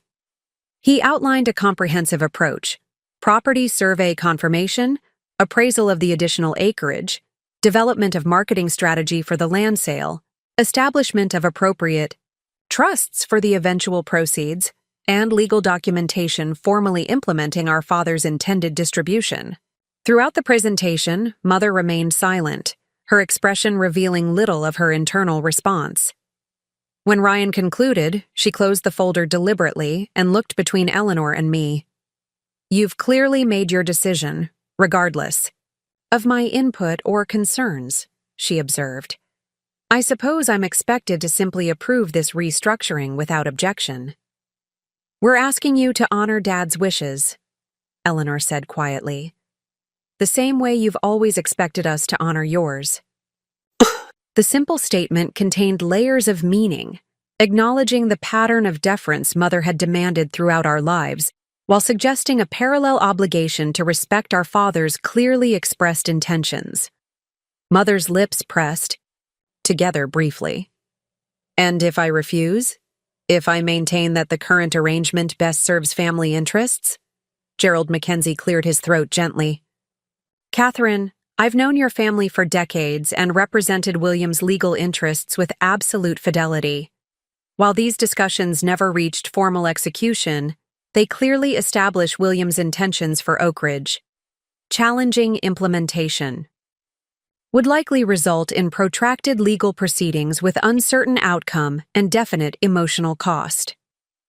The measured statement delivered its implied message. Resistance would likely prove both legally unsuccessful and destructively divisive. So I have no actual choice in this matter, Mother concluded, an edge of bitterness in her tone. You have the same choice we all have, I said, meeting her gaze directly. To honor Dad's wishes for equitable treatment of both daughters, or to insist on arrangements that ignore his clearly expressed intentions. Eleanor added softly, This isn't about winning or losing, Mom. It's about finding a solution that respects everyone's legitimate interests. Exactly what Dad was trying to accomplish. Mother studied us both for a long moment, perhaps seeing, for the first time, that the dynamic had fundamentally shifted. No longer was I the dutiful daughter who would eventually acquiesce to maintain family harmony. No longer was Eleanor dependent on maternal protection at any cost. We had emerged as adults capable of recognizing unfairness and advocating for equitable treatment, even when that meant challenging established patterns. I need time to consider these materials more carefully, she said finally, gathering her belongings with deliberate movements. Gerald, I'll contact your office tomorrow with my response. It wasn't acceptance, but neither was it outright rejection. The absence of immediate dismissal represented progress in itself, acknowledgement that her unilateral approach no longer commanded automatic deference. As the meeting concluded, Eleanor and I exchanged glances containing shared understanding. Whatever Mother's ultimate response, we would proceed with implementing our father's solution. The documentation provided legal pathway if necessary, but more importantly, our unity created psychological strength that couldn't be undermined by familiar tactics of division. Outside the Mackenzie and Powell offices, Mother paused briefly before entering her car.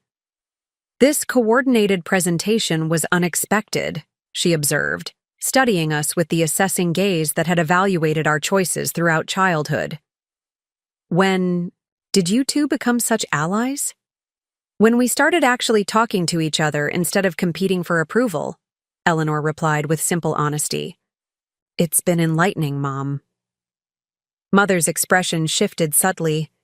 Not quite acceptance, not quite understanding, but perhaps recognition that something fundamental had changed in her daughter's relationship with each other, and by extension, with her.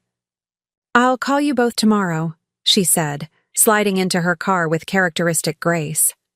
As we watched her drive away, Eleanor turned to me with a smile containing equal parts relief and determination. "Well, that went exactly as expected, and nothing like expected simultaneously." "She'll agree eventually," I predicted. "The legal reality combined with our united position doesn't leave viable alternatives." "It's not just about Oak Ridge anymore, is it?" Eleanor observed as we walked toward my car. "It's about reconstructing how we relate to each other, all of us." The observation captured perfectly the transformation that had occurred through this process.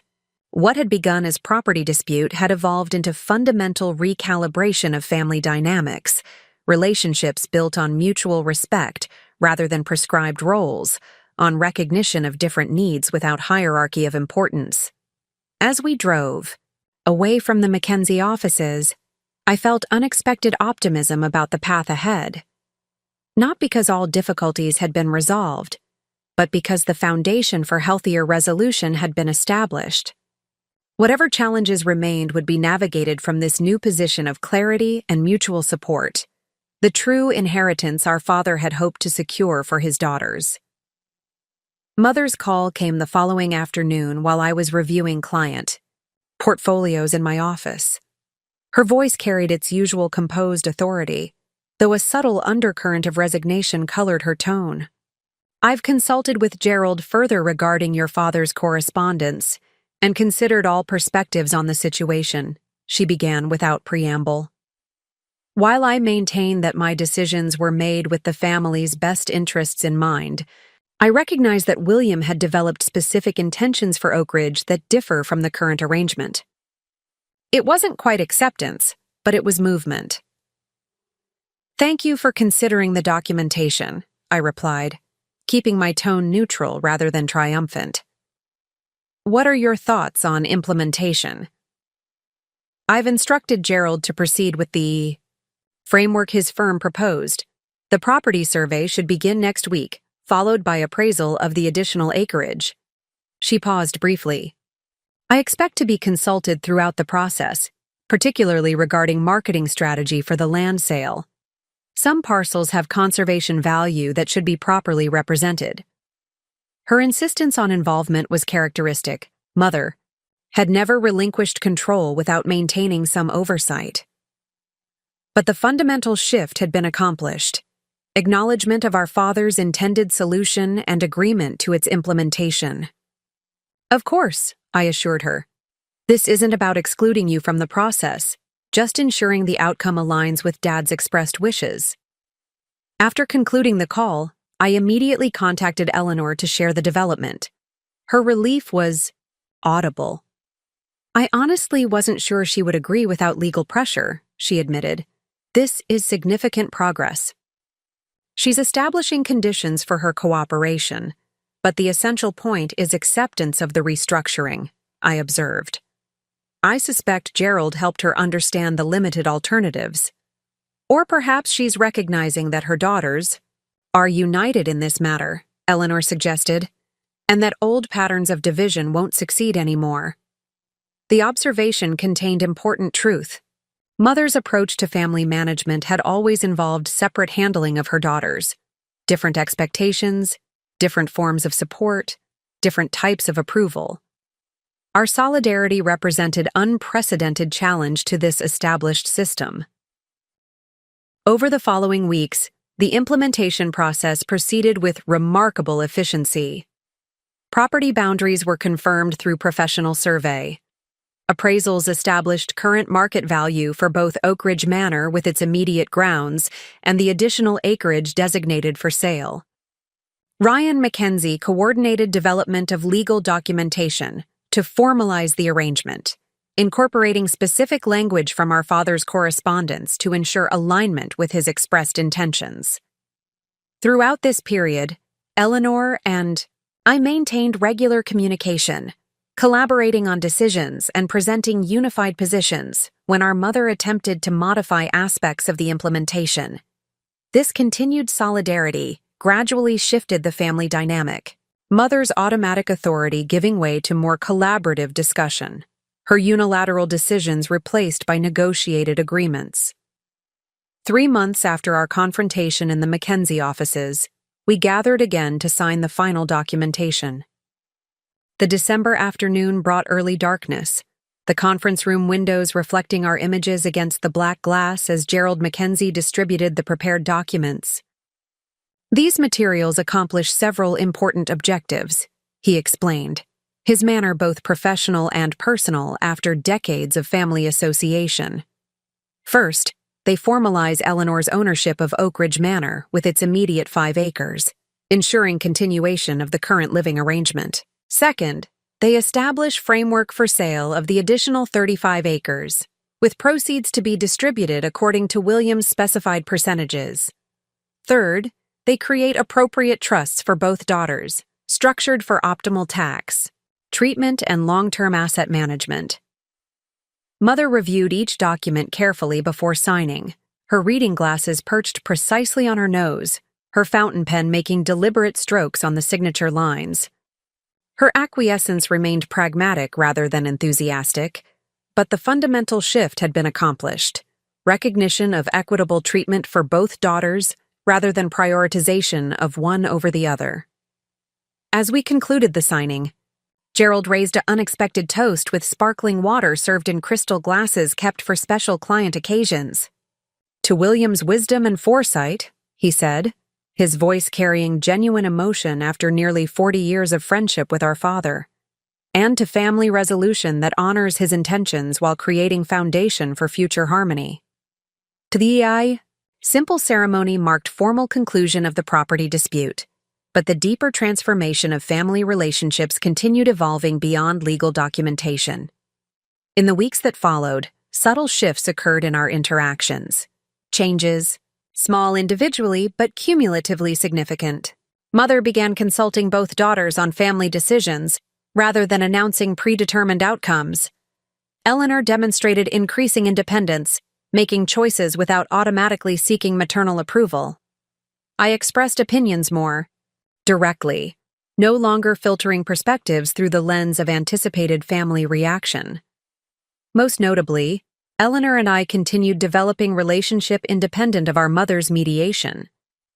Weekly sister lunches became routine, conversations expanding beyond immediate family matters to shared interests and individual aspirations. The prescribed roles that had limited our connection, the responsible professional and the artistic, free spirit, gradually gave way to fuller recognition of our complex, multidimensional identities. On Christmas Eve, Mother hosted traditional family dinner at her elegant condominium overlooking the river, her home since transferring Oak Ridge to Eleanor. The gathering included Eleanor's children, who had grown remarkably during the months of family recalibration. Sophia at 10 demonstrated emerging artistic talent clearly inherited from her mother, while Lucas at 8 showed surprising mechanical aptitude that reminded me of our father's practical skills. As we gathered around Mother's formal dining table, set with the family china and silver as always, I noticed subtle differences in the atmosphere. The conversation flowed more naturally, less constrained by unspoken hierarchies and expectations. Eleanor's children contributed observations without the excessive monitoring that had previously characterized family meals. Mother listened more than directed, her traditional role as conversation conductor yielding to more equitable participation. After dinner, as the children played checkers near the fireplace, Mother unexpectedly handed each daughter a small wrapped package. "These aren't your primary Christmas gifts," she explained with uncharacteristic hesitation. "Those are under the tree for tomorrow. These are something different." The identical boxes contained vintage jewelry cases, the velvet exterior slightly worn with age. Inside mine lay our grandmother's sapphire pendant, an heirloom I had admired throughout childhood but never expected to receive, given Mother's tendency to reserve significant family pieces for Eleanor. "Your grandmother wanted you to have this," Mother said, watching my surprised expression. "She specified it in her own instructions, which I've kept private until now. The sapphires match your eyes," she always said. "And for Eleanor—" Eleanor opened her box to reveal grandmother's ruby earrings, their deep red stones capturing firelight. "She thought these complemented your artistic temperament," Mother continued. "I should have shared these bequests years ago. Your grandmother intended each of you to have pieces that reflected your individual qualities, rather than prioritizing one over the other." The simple acknowledgement that both daughters deserved recognition through family heirlooms represented profound shift in Mother's approach. No longer was Eleanor's perceived vulnerability justification for greater consideration. No longer was my independence reason for diminished inheritance. Our grandmother had recognized our equal standing within the family legacy, and Mother was finally honoring that intention. The symbolism paralleled our father's carefully considered arrangements for Oak Ridge, recognition of different relationships with family assets without hierarchy of importance. The revelation that both our parents had intended equitable treatment, despite Mother's temporary deviation from this principle, provided foundation for healthier family relationships moving forward.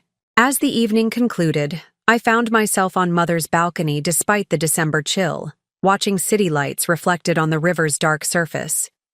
Mother joined me unexpectedly, wrapping a cashmere throw around my shoulders with uncharacteristic attention to physical comfort.